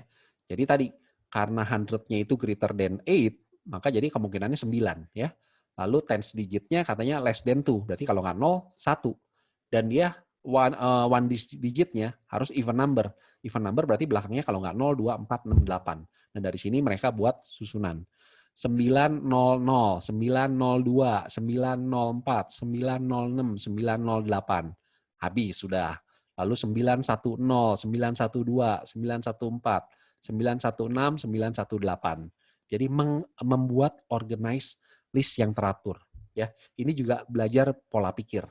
Ya, kalau anak yang nggak terbiasa ini tahu Bapak Ibu apa yang dilakukan? Ditebak-tebak, berarti 902, berarti 914. Habis itu 900 saja, habis itu 918. Setelah menebak-nebak tanpa arah begitu, biasanya bingung. Bingungnya kenapa? Udah semua belum ya? Ada yang belum nggak ya? Nggak kedeteksi ya. Tapi dengan membuat list yang teratur, dia yakin bahwa semuanya sudah tercover di situ. Ya, ini satu kerangka berpikir, satu pola berpikir sebenarnya. Ya, oke. Nah, bahkan make an organized list itu juga bisa masuk dalam bentuk soal-soal ya. Misal di sini Bapak Ibu, ini juga soal saya ambil dari grade 6 Curiosmat gitu ya. Ada papan tembak pakai panah gitu ya, papan panah itu ya. Yang tengah nilainya 100.000 poin, yang lingkaran kedua 50.000 poin, yang paling kecil di atas itu 1.000 poin gitu ya. Jadi kita dikasih anak panah dart, namanya dart ya. Dikasihnya 3 dart ya. 3 dart, dan ada asumsi di situ katanya all of the darts hit the target. Jadi semua 3-3-nya nggak ada yang kena tembok, tapi semua 3-3-nya masuk ke dalam lingkaran itu. Pertanyaannya, how can you find all the different total points that you could score? Berapa banyak total skor yang bisa kamu hasilkan dari 3 dart itu? Nah, ini pertanyaan ini Bapak Ibu. Kalau anak tidak terbiasa dengan pola pikir yang tadi, pola pikir yang sistematis, biasa jawabannya saya udah tahu kebanyakan. Mereka bilang komplainnya apa? Jawabannya Pak, saya tahu banyak banget. Itu yang mereka kebanyakan bilang, jawabannya banyak banget. Iya, oke, banyak banget itu berapa gitu kan. Nah, jadi sama. Kerangka berpikirnya adalah membuat tabel, ya. Kerangka berpikirnya adalah membuat tabel seperti ini, ya. Jadi ada tabel, ada yang 1.000, 5.000, 50.000, 100.000, ya. Berpikir sistematis. Gimana kalau Dart itu tiga-tiganya kena 1.000, maka total nilainya 3.000, ya. Yang atas, yang paling atas Bapak Ibu di tabel sebelah kanan, ya. Bagaimana kalau satu Dart pindah ke kanan, kena yang 50.000. Bagaimana kalau yang Dart itu pindah lagi ke 100.000. Jadi dibuat list yang teratur. Ya, jadi dari yang 1.000 itu dari 3 dart, turun ke 2 dart, lalu turun ke 1 dart. Lalu kalau tidak ada 1 dart pun yang kena di papan 1.000, ya, tinggal diulang pattern-nya, lalu tinggal dicari different possibility outcome-nya, ya. Jadi dengan membiasakan anak berpikir sistematis, ini part of keterampilan berpikir Bapak Ibu, ya. Dan ini kalau tidak dikenalkan, kalau tidak diajarkan, jangan marah juga gitu ya, jangan mikir dong, ya mikirnya nggak diajarin, cara berpikirnya, cara kerangka berpikirnya nggak diajarin, gimana suruh mikir gitu kan, ya tapi ini part of buat framework berpikir, ya, oke. Mungkin suatu saat ketika dia menemukan masalah yang lain, yang dia kerjakan pertama kali, coba saya buat tabel deh, ya coba saya mau ini, supaya nggak ada yang terlewat, nggak ada satupun possibility yang terlewat gitu kan, ya, oke, baik. Nah ini bahkan untuk kelas 1 juga tadi karena ini harus jadi kebiasaan Bapak Ibu ya. Kerangka berpikir ini harus jadi kebiasaan, bukan di kelas 6 aja atau SMA aja. Ya nggak heran makanya anak-anak SMA begitu sangat kesulitan dapat soal-soal yang menuntut kerangka berpikir. Ya, kalau di Curiosmat dari kelas 1 mereka sudah salah satunya juga belajar kerangka berpikir sistematis lewat bentuk-bentuk pakai pattern block ya. Ada pattern block, lalu anak diminta membentuk suatu bentuk menggunakan bentuk-bentuk yang ada gitu ya. Lalu nanti coba dibuat tabelnya. Jadi bahkan dari kelas 1 pun anak sudah diajarkan untuk berpikir sistematis ya lewat materi geometri ya. Jadi medianya banyak sekali. Oke. Nah, saya masuk ini yang terakhir, mathematical investigation ya. Mathematical investigation sebetulnya contohnya tadi sudah saya sebutkan di awal sih Bapak Ibu ya. Gimana anak dapat luas persegi panjang tanpa Bapak Ibu kasih rumusnya panjang kali lebar. Nah, itu investigasi ya. Anak yang langsung dikasih rumusnya, jangankan anak Bapak Ibu. Saya pernah satu seminar bukan seminar sih ya, training deh. Kita waktu itu bikin training guru-guru SD gitu ya. Itu sampai ada satu guru SD dari sekolah negeri gitu ya, tanya, "Pak, kalau suatu bangun datar bentuknya tidak beraturan, berarti nggak ada luasnya dong, Pak." Jadi bukan persegi panjang, bukan segitiga, bukan trapesium, pokoknya bukan semua bangun yang ada rumusnya, dia bilang. Berarti nggak ada luasnya dong, Pak. Dia tanya gitu. Saya nggak jawab pertanyaan itu, tapi saya balikan pertanyaannya. Saya balik dengan tanya lagi, Pak, boleh nggak gini, Pak? Bapak punya tanah, Pak, di daerah Pondok Indah. Mahal kan, Pak ya, tanah Pondok Indah ya, nggak tahu 1 meter persegi berapa? 50 juta kali ya. Ya. Bapak punya tanah di sana, Pak. Cuma bentuknya nggak beraturan, Pak. Bentuknya mungkin segi 4 sembarangan gitu ya. Mungkin bukan persegi panjang, bukan persegi. Boleh nggak Pak buat saya, Pak? Kan Bapak nggak bisa hitung luasnya. Jadi kasih saya aja, Pak.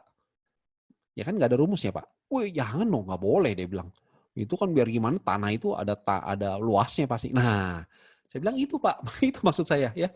Bukan berarti tidak bisa dihitung pakai rumus yang ada, maka kita jadi bilang nggak ada luasnya. Itu pemikiran konsep matematika yang salah gitu. Bahkan itu bayangin ya kalau itu diajarkan ke anaknya, atau anaknya yang bertanya kali, "Pak, ini saya mau gambar nih Pak, persegi 4 sembarangan, segi 4 sembarangan. Ya panjangnya 1, 2, 3, 4 misalnya gitu kan. Gimana Pak cara hitungnya?" Waduh, kamu nanya susah banget sih, Nak. Nggak ada, itu nggak ada luasnya, karena nggak ada rumusnya. Kan celaka Bapak Ibu ya. Tapi mathematical investigation di sini mengajarkan anak bagaimana menginvestigasi matematik. Salah satunya tadi rumus-rumus diinvestigasi. Dengan ada pendekatan yang Bapak Ibu ya, jangan bayangkan pendekatan yang sangat formal, pendekatan yang tingkat tinggi, enggak, pendekatan yang sesuai dengan level berpikir si anak ya. Saya berikan contoh ya tadi, satu contoh gitu ya. Nah, ini saya berikan satu contoh ya, udah 10:30 ya. Oke, saya berikan satu contoh, ini juga di Curiosmat grade 6 gitu ya. Ada satu tema problem solving, make and test conjectures. apa, ini binatang apa, konjektors itu kan. Nah ternyata konjektors itu katanya apa?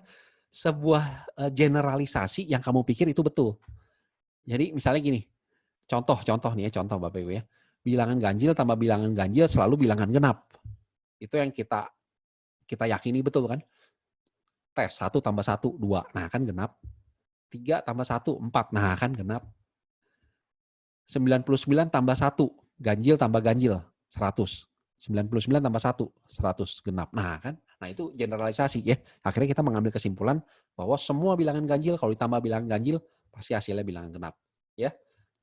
Nah, ini ada satu topik yang menarik banget sebenarnya. Ya. Ditanya gini, ada berapa banyak faktor yang dimiliki oleh bilangan perfect square? Bilangan perfect square ya namanya perfect square Bapak Ibu ya. Square itu kan kayak square persegi ya. Bujur sangkar. Kalau dulu kita belajar bujur sangkar ya. Jadi bilangan-bilangan bujur sangkar itu misalnya 4, 9, 25, 36 gitu ya. Itu bilangan-bilangan perfect square gitu ya. 2 kali 2 itu 4 perfect square. 3 kali 3 itu 9 perfect square. 5 kali 5 itu 25 perfect square. 10 kali 10 100 perfect square ya. Nah, di sini dibilang apa? Cari faktor dari perfect square ya. Ada berapa banyak faktornya? Nah, ternyata di sini ada satu fakta yang mengejutkan Bapak Ibu. Ya. 4 itu, faktor itu kan bilangan yang bisa membagi 4 kan? Bilangan yang bisa membagi bilangan itu gitu ya. Jadi 4 itu bisa dibagi 1 atau 1 kali 4 itu 4. 2 kali 2 itu 4. Jadi 1, 2, dan 4 faktor dari 4. Banyaknya ada 3 gitu ya. Faktor dari 9. 9 itu kan 1 kali 9. 3 kali 3 gitu kan. Jadi 9 itu punya faktor 1, 3, dan 9. 3 faktor lagi. Nah, buat konjektur. Buat satu kesimpulan. Oh, berarti semua perfect square, banyaknya faktor, itu tepat 3. Cek lagi. Ya. Kan tadi 4 ada 3, 9 ada 3 gitu kan. Cek lagi. Coba pakai 16. 16 itu bisa 1 kali 16, bisa 2 kali 8, bisa 4 kali 4. Oh, ternyata 5. 25 itu 1 kali 25, 5 kali 5. Oh, ternyata 3. 36, ternyata 9. Ya. Bisa 1 kali 36, 2 kali 18, dan seterusnya gitu ya. Oh, jadi konjektur pertama itu nggak tepat. Bahwa ternyata perfect square itu nggak selalu banyaknya faktor 3. Tapi bisa 3, bisa 5, bisa 9. Cuma yang pasti muncul konjektur yang baru. Bahwa semua perfect square faktornya itu bilangan ganjil. Ya, coba tes lagi kalau 100. 100 1 kali 100, 2 kali 50, 4 kali 25, 5 kali 20, dan 10 kali 10. Banyaknya faktor ada 9. Oh, berarti konjekturnya bahwa semua bilangan perfect square, bilangan kuadrat sempurna, banyaknya faktor selalu ada ganjil. Lalu pertanyaannya gini, ngapain sih Pak tahu banyaknya faktor kayak orang kurang kerjaan aja? Emang sih kayak orang tapi masalahnya gini Bapak Ibu ya. Ada satu soal ini memang waktunya udah ini ya. Bapak Ibu pernah ada yang sih lihat locker problem? Ini soal terakhir ya, locker problem. Nah, saya share sedikit nih soal terakhir. Ada 100 locker. Nomornya 1 sampai 100. Semua locker pintunya ketutup, ya. Ada 100 siswa juga, tapi datangnya bergantian. Siswa nomor 1 datang. Buka pintu semua locker. Jadi kan lockernya tadi pertama ada 100 ketutup semua ya. Siswa nomor 1 datang, bukain semua locker, lalu dia pergi. Jadi sekarang setelah siswa nomor 1 pergi, semua pintu locker kebuka, begitu ya. Siswa nomor 2 datang. Dia rubah posisi pintu locker, semua pintu-pintu yang kelipatan 2. Jadi nomor 2 tadi kan kebuka, ditutup. Nomor 4 kan kelipatan 2. Nomor 4 kelipatan 2 kan. Tadi udah kebuka, ditutup. Nomor 6 ditutup, nomor 8 ditutup, nomor 8 ditutup, nomor 10 ditutup. Semua sampai 100 juga ditutup karena 100 kelipatan 2. Jadi semua kelipatan 2, pintu locker kelipatan 2 ditutup. Anak nomor 3 datang. Dia rubah posisi pintu locker yang nomor-nomor lockernya kelipatan 3. Jadi kalau nomor 3 kebuka, ditutup sekarang. Nomor 6 kalau ketutup dibuka. Jadi posisinya dirubah. Semua locker yang kelipatan 3. 3, 6, 9, 12, dan seterusnya sampai yang paling ujung kan 99 gitu ya. Nah ini terus berlangsung sampai 100 siswa. Ya, sama siswa nomor 4 juga datang, pintu lockernya dirubah. Nomor-nomor yang kelipatan 4. Ya. Jadi seperti itu Bapak Ibu ya. Jadi siswa nomor 5 juga sama ya. Kelipatan loker nomor 5 dibuka tutup gitu ya, dan seterusnya. Sampai siswa ke 100 itu hanya mengubah loker nomor 100 ya. Nah pertanyaannya Bapak Ibu, kira-kira kalau soal seperti ini pertanyaannya apa kira-kira? Kira-kira pertanyaannya apa? Setelah 100 orang melakukan proses ini, ada berapa banyak pintu loker yang terbuka ya? Wah Pak, yang benar aja 100 siswa, 100 loker gitu kan. Nah ini lagi-lagi strategi problem solving ya. Strategi problem solvingnya apa? Ada strategi solve the simpler problem.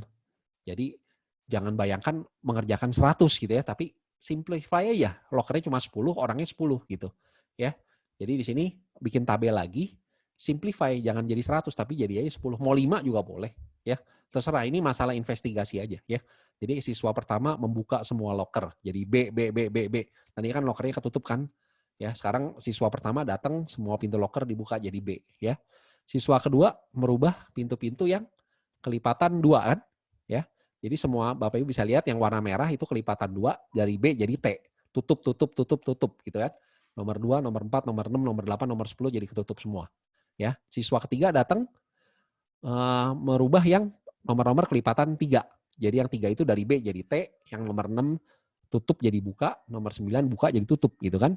Dan seterusnya ya. Nomor 4 hanya merubah yang kelipatan 4 yaitu 4 dan 8 ya. Nomor 5 buka yang kelipatan 5, tutup yang kelipatan nomor 5 dan nomor 10 gitu ya. Jadi tinggal dirubah aja posisinya. Nomor 6 hanya yang 6 aja, yang lain nggak diapa-apakan.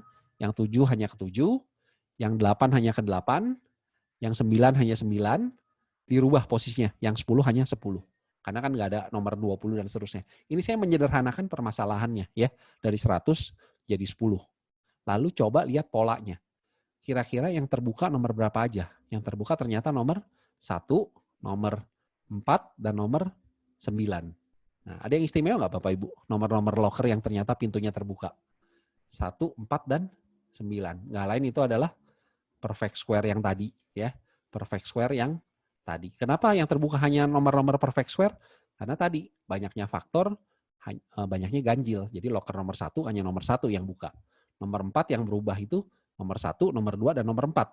Ya, alias nomor 1 buka, nomor 2 tutup, nomor 4 buka. Gitu kan. Loker nomor 9 yang merubah pintunya hanya orang nomor 1, nomor 3, dan nomor 9. Ya, nomor 1 membuka, nomor 3 menutup, nomor 9 membuka.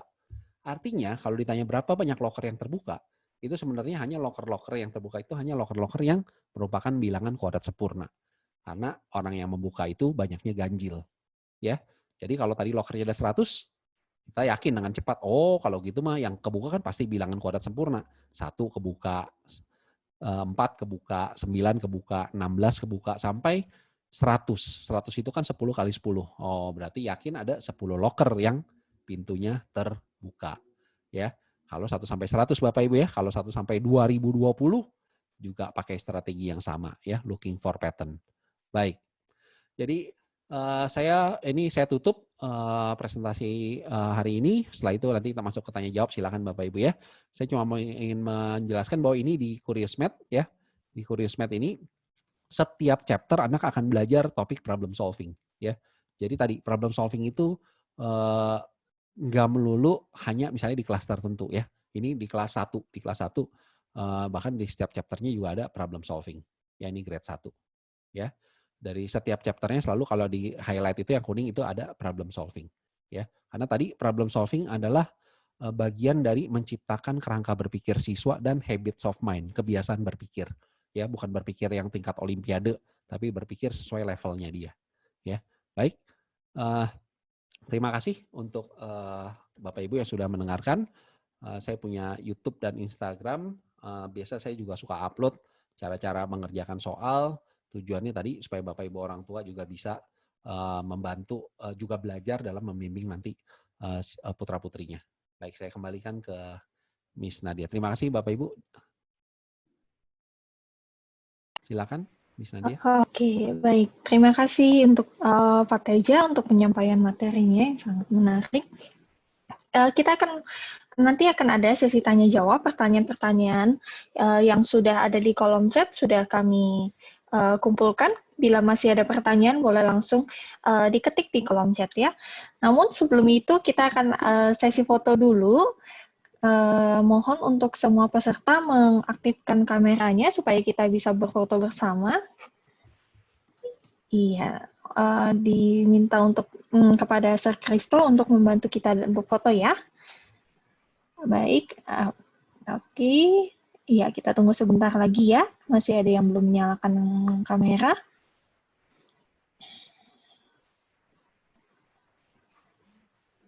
Oke.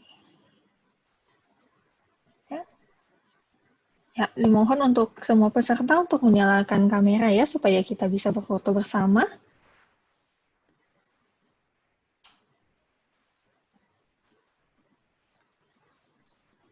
Oke. Ya, baik. Oke, kepada Sir Kristo, siap ya? Kita akan berfoto bersama. Oke. Siap, oke. Kita akan foto beberapa kali ya, supaya take-nya bagus gitu. Oke, siap semuanya? Senyum. 1, 2, 3. Sekali lagi ya. 1, 2, 3. Oke, sekali lagi. Oke, kita akan sekali lagi. 1, 2, 3. Oke, kepada untuk Sir Kristo bagaimana? Apakah sudah cukup? Apakah perlu? Oke, baik. Terima kasih. Boleh. Kameranya mau dimatikan, boleh. Mau tetap dinyalakan juga boleh. Oke, terima kasih semuanya. Kemudian kita akan menonton video dari Curious Math. Boleh tolong, Sir Kristo. Apakah bisa videonya? Oke. Halo teman-teman webinar. Sebelumnya saya ingin mengucapkan terima kasih kepada Pak Teja dan kepada guru-guru di Curious Math yang sudah membantu pelajaran math anak saya sampai sejauh ini. Pertama-tama saya perkenalkan diri terlebih dahulu. Nama saya Diana, anak saya namanya Clarissa. Anak saya sudah les di Curious Math itu dari lulus TK besar sampai sekarang anak saya sudah 6 SD, jadi kurang lebih sudah hampir 6 tahun ya.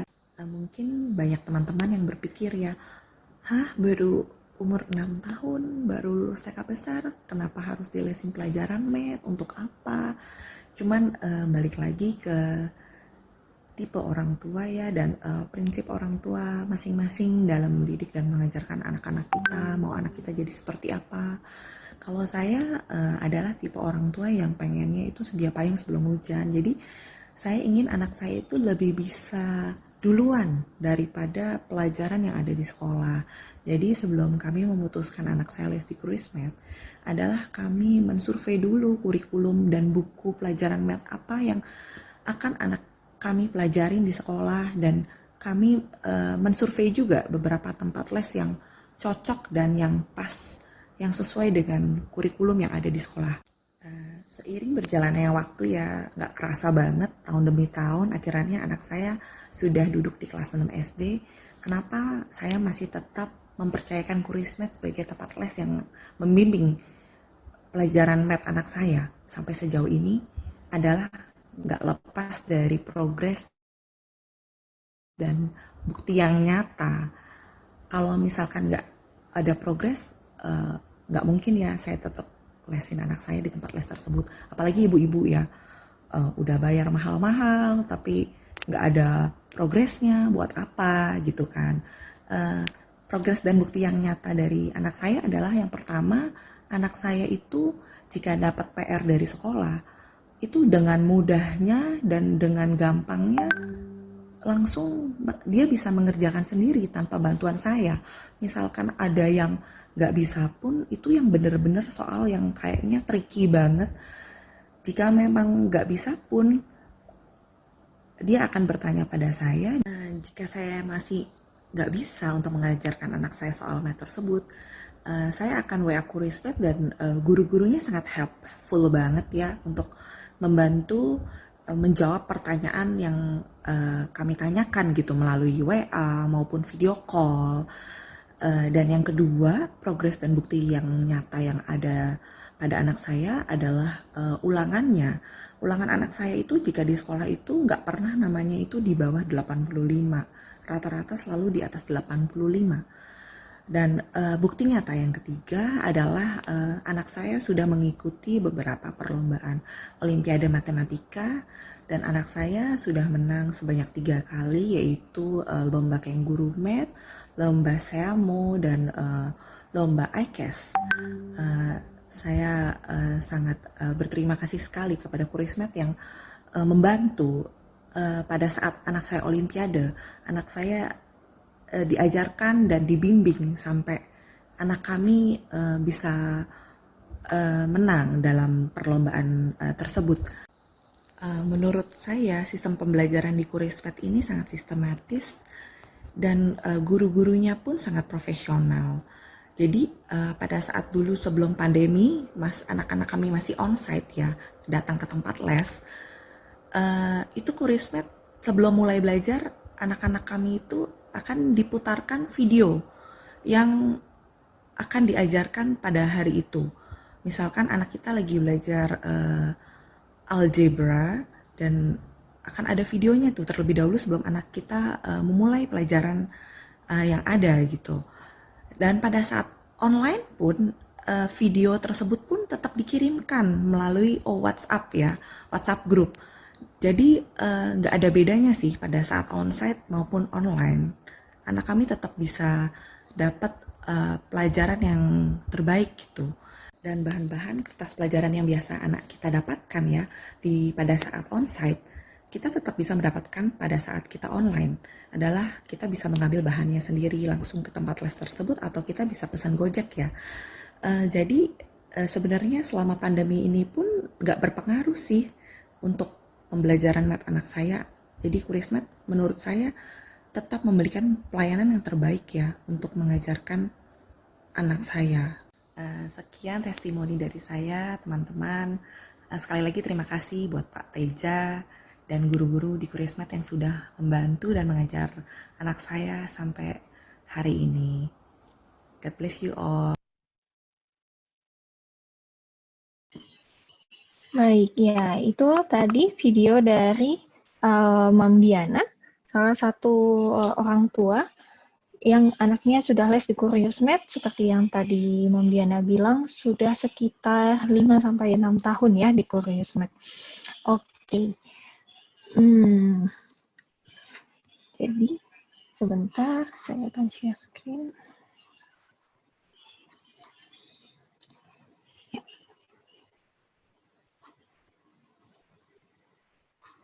Oke, seperti yang tadi Mam Diana bilang, di Kuriosmed sistem belajarnya itu untuk saat ini belajarnya online, mengikuti himbauan pemerintah, dan selama kurang lebih durasinya itu 1-1,5 jam. Jadi, dan selama online itu akan diskusi langsung dengan guru akan mengikuti dan akan mengajar langsung kepada anak-anak. Dan sistemnya semi-private, jadi dalam satu kelompok belajar, anak-anak hanya akan berasal dari level yang sama, jadi tidak akan ada anak-anak dari grade 3 atau kelas 3 SD akan bergabung dengan kelas 6, tidak. Jadi supaya tetap fokus untuk mengajar anak-anak dari level yang sama, topik yang sama, seperti itu. Dan seperti tadi juga yang Mam Diana ada sebutkan, jadi di Kuriosmed akan ada video animasi matematika sesuai dengan topik yang akan diajarkan pada hari itu. Video animasi akan diberikan sebelum jam lesnya dimulai, seperti itu. Baik, nah kemudian khusus untuk bulan September ini Kuriosmed memberikan banyak sekali promosi ya. Ada diskon 50% untuk biaya pendaftaran, pay 3 get 4. Pay 3 get 4 itu artinya bila membayar uang les untuk 3 bulan selama bulan September ini akan dapat gratis 1 bulan untuk 1 bulan biaya les. Jadi pay 3 get 4, bayar 3 bulan dapat bisa les 4 bulan di CuriousMate. Kemudian bila juga dalam bulan September ini ada murid-murid atau teman-teman lain yang ikut bergabung di CuriousMate akan mendapatkan voucher sebesar 300.000 untuk setiap murid yang berhasil masuk ikut bergabung di CuriousMate. Khusus untuk para peserta webinar kita pada pagi siang hari ini, registration fee-nya akan dibuat gratis 100%. Oke. Dan bila ada pertanyaan yang lebih lanjut yang mau ditanyakan, masih kurang mengerti atau belum yakin, boleh langsung chat di WhatsApp kami, sama seperti dengan WhatsApp yang saat pendaftaran, boleh langsung chat ke CuriousMate untuk bertanya. Kami juga memberikan free trial 1 kali pertemuan bila masih belum yakin atau ingin tahu lebih lanjut lagi sebenarnya bagaimana cara belajar di CuriousMate itu, boleh trial dulu selama 1 kali. Kita akan masuk ke sesi tanya jawab. Kami sudah mengumpulkan pertanyaan-pertanyaan yang ada. Oke. Untuk pertanyaan pertama yang kami catat ada pertanyaan mengenai bagaimana mempersiapkan anak untuk menghadapi problem solving. Apakah banyak dilatih macam-macam soal problem solving? Tapi soal problem solving kan selalu baru buat anak. Atau dilatih macam-macam strategi atau bagaimana? Terima kasih sebelumnya. Pada Pak Teja dipersilakan. Baik. Jadi tadi mempersiapkan anak menghadapi problem solving. Jadi Bapak Ibu seperti ini tadi kan tipe-tipe problem solving begitu banyak, ya, begitu banyak, ya. Tadi cabang-cabangnya aja banyak begitu kan. Tapi tadi saya berikan contoh di awal itu kan, bahkan 10 dibagi 5 itu buat anak kelas 1 problem solving, ya. Jadi intinya adalah bagaimana anak dikenalkan konsep, bukan prosedur, ya. Ini penting sekali Bapak Ibu, ya. Jadi kalau belum apa-apa udah bicara rumus, belum apa-apa udah bicara prosedurnya, itu anak nggak akan terlatih kemampuan problem solvingnya. Justru nanti anak malah cenderung rumusnya apa, caranya apa gitu kan. Ya, jadi ini adalah satu pendekatan yang harus sistematis, nggak bisa cuma tertentu aja gitu ya. Tapi makanya kalau ada istilah mungkin kalau di guru-guru itu ada istilah satu yang namanya satu pembelajaran problem based learning. Jadi belajar berbasis project, berbasis problem. Jadi startnya di awal selalu menggunakan problem, ya. Betul, startnya di awal selalu menggunakan problem, tapi problem itu bisa diselesaikan oleh anak-anak lewat apa yang mereka sudah punya. Ya, jadi mengkoneksikan sesuatu yang baru dengan sesuatu yang lama yang sudah mereka udah punya. Itu prinsip utamanya Bapak Ibu, ya. Kalau prinsip itu tidak terjadi ya frustasi anaknya, ya. Nah, saya tadi anak SD kalau dikasih soal integral ya frustasi gitu ya. Walaupun saya tahu ada beberapa anak SD yang katanya dikebut gitu ya, dikebut sehingga bisa integral, dan ternyata waktu saya pernah ketemu anaknya, saya tes juga nggak terlalu nggak paham sebetulnya, cuma menghafal, ya. Jadi kalau menghadapi problem solving tadi, kita cek dulu anak ini punya previous knowledge yang seperti apa, ya. Lalu kaitkan apa yang dia punya dengan tantangan yang baru, ya. Tadi saya juga sebutkan ya itu sebenarnya kalau tiap chapter ada ininya, ada teknik-tekniknya sebetulnya, ya. Oke, jadi tadi kunci utamanya adalah bagaimana mengkoneksikan apa yang baru dengan apa yang anak punya, ya, apa yang sudah anak miliki. Itu kunci utamanya, ya. Jadi semakin kita bisa mengkoneksikan itu, semakin bagus pemahaman dia, retention di otaknya juga akan lebih lama gitu. Itu prinsip pendidikan yang lain, ya. Bagaimana cara membuat anak menyukai math supaya tidak saat ketemu math stres duluan. Tadi Bapak Ibu ya, saya punya 2 anak. Anak yang pertama nggak terlalu suka math, anak yang kedua lumayan suka math gitu ya. Tapi saya selalu bilang ini, kita belajar bukan untuk melatih kamu jadi juara sih, jadi juara olimpiade gitu ya. Juara olimpiade itu gifted. Saya pernah ketemu anak juara olimpiade wakilan Indonesia di IMO, itu dapat medali perunggu, itu dari TK udah gifted, udah kelihatan. Jadi TK aja udah belajarnya eksponen Bapak Ibu. Jadi TK tuh udah belajar eksponen. Ya, luar biasa, tapi gifted. Dia nggak ngeles, dia nggak ini, tapi kita ketemu, kita sering-sering ngobrol gitu ya. Ya memang gifted gitu ya. Tapi matematik ini kan satu ilmu yang dipakai untuk membentuk kerangka berpikir. Ini yang paling penting. Gimana dia bisa berpikir sistematis gitu ya. Gimana dia bisa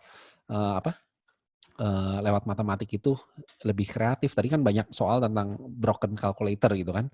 Itu kan dalam real life, sebetulnya dalam real life kalau Bapak Ibu sadari, seringkali caranya terserah kita, tapi pokoknya saya pengen output saya, penjualan saya 100. Caranya terserah kamu. Ya, saya mau target 100. Cara kamu terserah. Mau 100 itu dari 1000 dibagi 10, mau 10 dikali 10, terserah kamu. Tapi creativity itu yang jadi utamanya gitu kan. Ya, caranya kamu perlu kreativitas gitu ya. Jadi kalau supaya anak menyukai math, saya cuma satu sih, Bu. Jangan apa-apa disalahkan caranya ya. Dia yang penting dia punya keberanian untuk mencoba, itu udah poin plus ya. Lalu minta dia menjelaskan apa pemikiran dia gitu ya. Cara yang tadi yang saya berikan contoh, seringkali cara yang masuk akal buat orang dewasa belum tentu masuk akal buat anak-anak. Dan itu terjadi di banyak konsep matematik ya. Cara-cara menghitung apa perkalian bersusun ke bawah, ini simpan pinjam sana, simpan pinjam situ gitu ya. Itu cara yang paling efisien dan efektif. Tapi seringkali nggak masuk akal buat banyak anak. Akhirnya anak menghafal, oh prosedurnya begini, prosedurnya begini. Jadi anak terlalu banyak menghafal prosedur tanpa betul-betul memahami why-nya gitu ya. Why-nya, tahu cuma how-nya aja. Nah itu yang bikin anak jadi nggak suka sebenarnya. Setiap ganti bab, ganti cara mengerjakan. Setiap ganti bab, ganti hafalannya. Tapi nggak terkoneksi satu sama lain. Ya. Nah ini yang saya bahkan sampai SMA pun mengajar itu masih, coba kamu dulu ingat gak kamu pernah belajar ini? Coba kita review. Nah, ini sama loh dengan yang kamu pelajari itu gitu ya. Jadi harus mengkoneksi dan itu jangankan anak-anak, Bapak Ibu. Kita orang dewasa kalau ngobrol sama orang kan lebih suka kalau ngobrolnya nyambung, betul nggak? Ya. Saya pernah punya dosen fisika dari teknik nuklir kerjanya di Batan, pinter, tapi jujur nggak bisa ngajar. Ya. Dia ngomong nuklir yang begitu wah, yang begitu hebat, tapi nggak sederhana gitu. Kita yang nggak ngerti nuklir sama sekali nggak tahu gitu loh. Dan yang nggak ngerti apa-apa juga ujungnya gitu loh ya. Tapi menurut saya Bapak Ibu bisa menerapkan prinsip ini bagaimana kita turun ke dalam level berpikir anak. Ya turun dalam level berpikiran. Makanya Bapak Ibu, kenapa Curious Math ini ya, itu penulisnya, penyusunnya itu ratusan orang. Kalau kita lihat buku-buku cetak Indonesia itu kan ditulisnya 1 orang, 2 orang gitu ya. Kenapa bisa sampai puluhan, bukan ratusan, puluhan ya. Puluhan orang yang nulis. Kenapa? Karena buku ini ditulis, materi ini ditulis berdasarkan riset terhadap ribuan anak. Bagaimana cara anak berpikir, ya bagaimana cara anak memandang matematika, ya sehingga menjadi lebih masuk akal buat dia. Ini yang jadi kuncinya, ya. Oke. Kasihan memang ya banyak anak Indonesia stres terhadap matematik karena tadi approach-nya salah, ya approach-nya salah. Karena apa? Karena tadi nggak ramah otak, ya nggak ramah otak. Ya semua pakai cara-cara yang pokoknya harus begini. Bahkan nggak boleh beda sama cara gurunya. Nah itu udah. Jujur aja Bapak Ibu, saya kasih pelatihan ke guru ya. Saya bilang saya mau kalian di sini semua menghitung 50 kurang 17. Tapi saya tidak mau pakai pengurangan bersusun. Nggak boleh pakai simpan pinjam gitu, nggak mau saya bilang. Pakai cara yang lain terserah, saya bilang cara apapun. Wah luar biasa. Kalau dipaksa gitu, guru-guru bisa loh keluar jawabannya. Ada yang bilang 50 saya kurang 10 dulu jadi 40. 40 saya kurang 7, hasilnya 33. Ada yang berpikirnya 50 saya kurang 20 dulu, 30.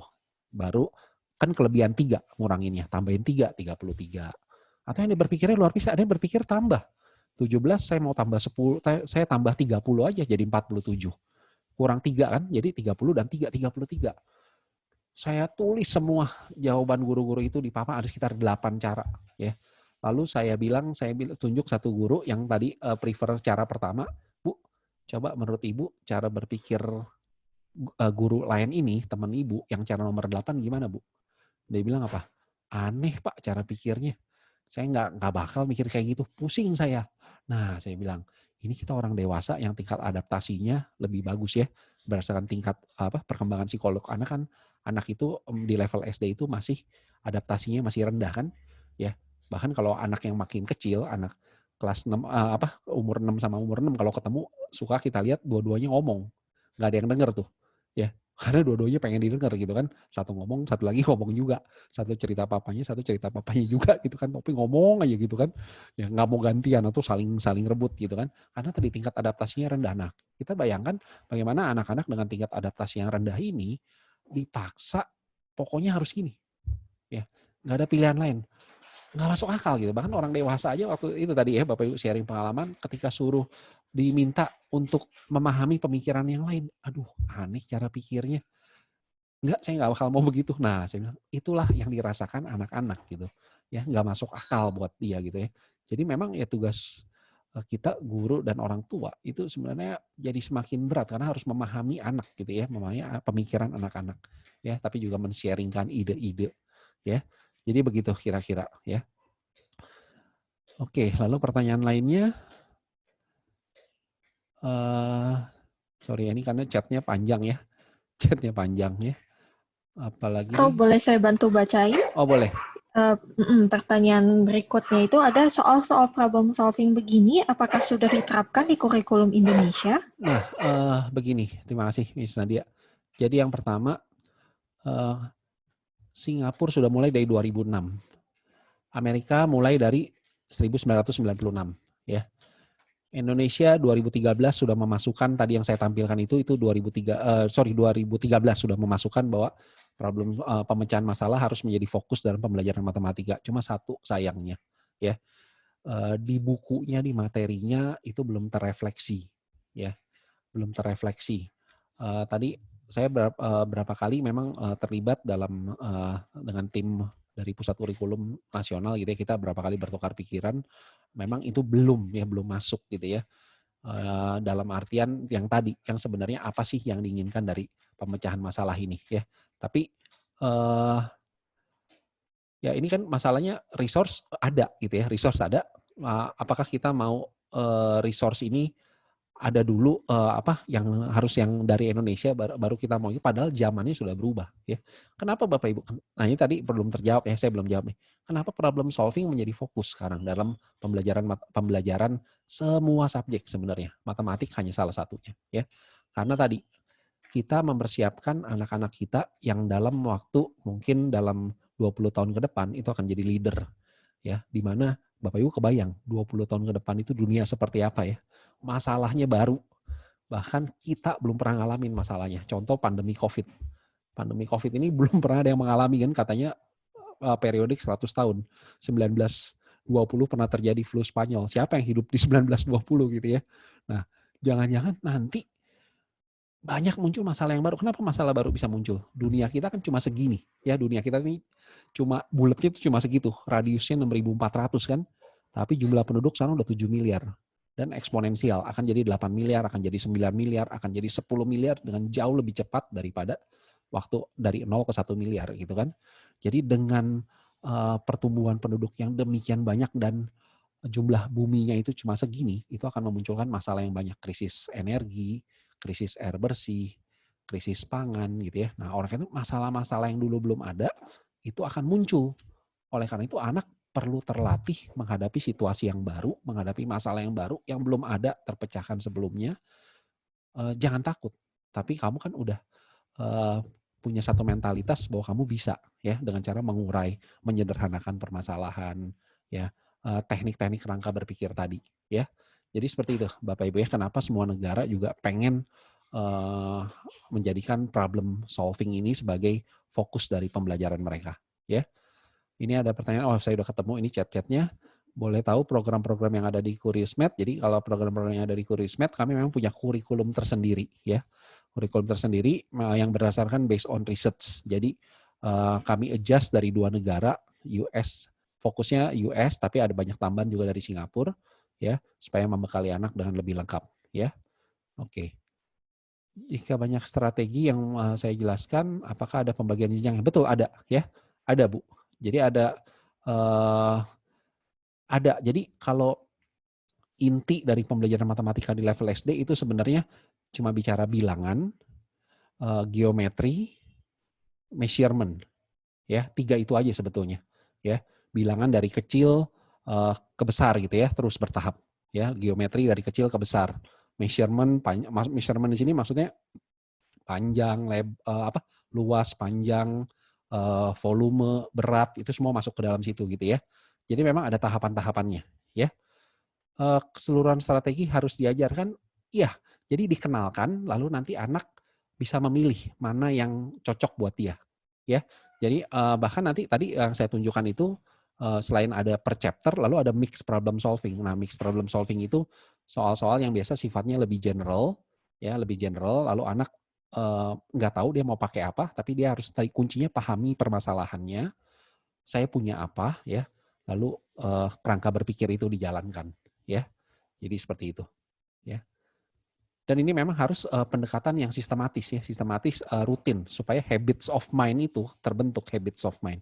Ya, karena kebiasaan berpikir itu nggak mungkin dengan satu soal kebiasaan berpikir muncul, nggak mungkin ya.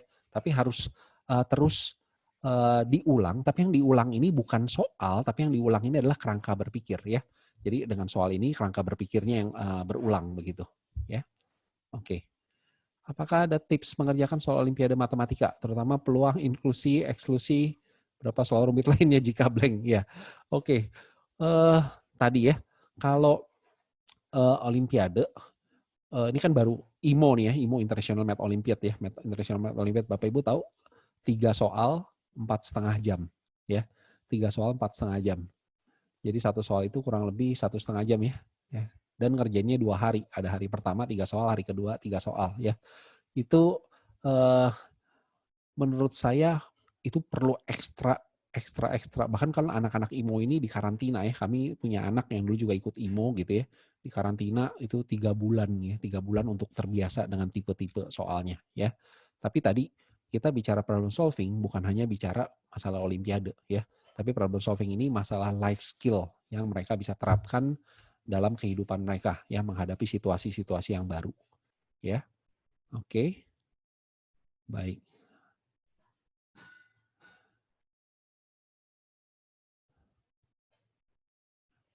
Oke, ada lagi pertanyaan yang lain? Ya, nanti bisa ada, kalau masih ada pertanyaan-pertanyaan yang belum terjawab ya, bisa di chat. Oke, ya. YouTube saya ya Teja Kurniawan, THEJA Kurniawan, ya THEJA Kurniawan. Memang saya bukan YouTuber, jadi tapi saya sebisa mungkin kalau pas lagi sempet saya ada soal yang saya anggap baik gitu ya, saya upload supaya bisa share untuk para orang tua dalam membantu membimbing siswa putra putrinya ya untuk belajar dari rumah, kan ini lagi PSBB ya. Oke, baik. Saya kembalikan ke Miss Nadia ya. Ya, baik. Terima kasih Pak Teja untuk penjelasannya dan juga untuk jawaban-jawabannya. Kami juga berterima kasih untuk semua peserta dan juga untuk setiap orang tua yang terus mendukung Curious Math. Salah satunya tadi Mam Diana yang memberikan testimoni, dan juga di webinar sebelumnya ada Mam Anita dan Dad dari Evelyn yang juga memberikan dukungannya lewat video testimoni. Kami berterima kasih sekali lagi untuk Pak Teja atas materi yang disampaikannya yang begitu membuka wawasan kita yang baru. Terima kasih juga untuk setiap peserta yang telah mengikuti seminar kita sampai saat ini. Bila ada pertanyaan, jangan ragu-ragu, jangan sungkan-sungkan, boleh langsung ditanyakan lewat WhatsApp Curious Math sama dengan nomor ketika pendaftaran. Kami terima kasih. Sekian webinar kita pada siang hari ini. Terima kasih semuanya. Sampai ketemu di webinar selanjutnya. Terima kasih Bapak Ibu, terima kasih. Sampai ketemu di webinar lain.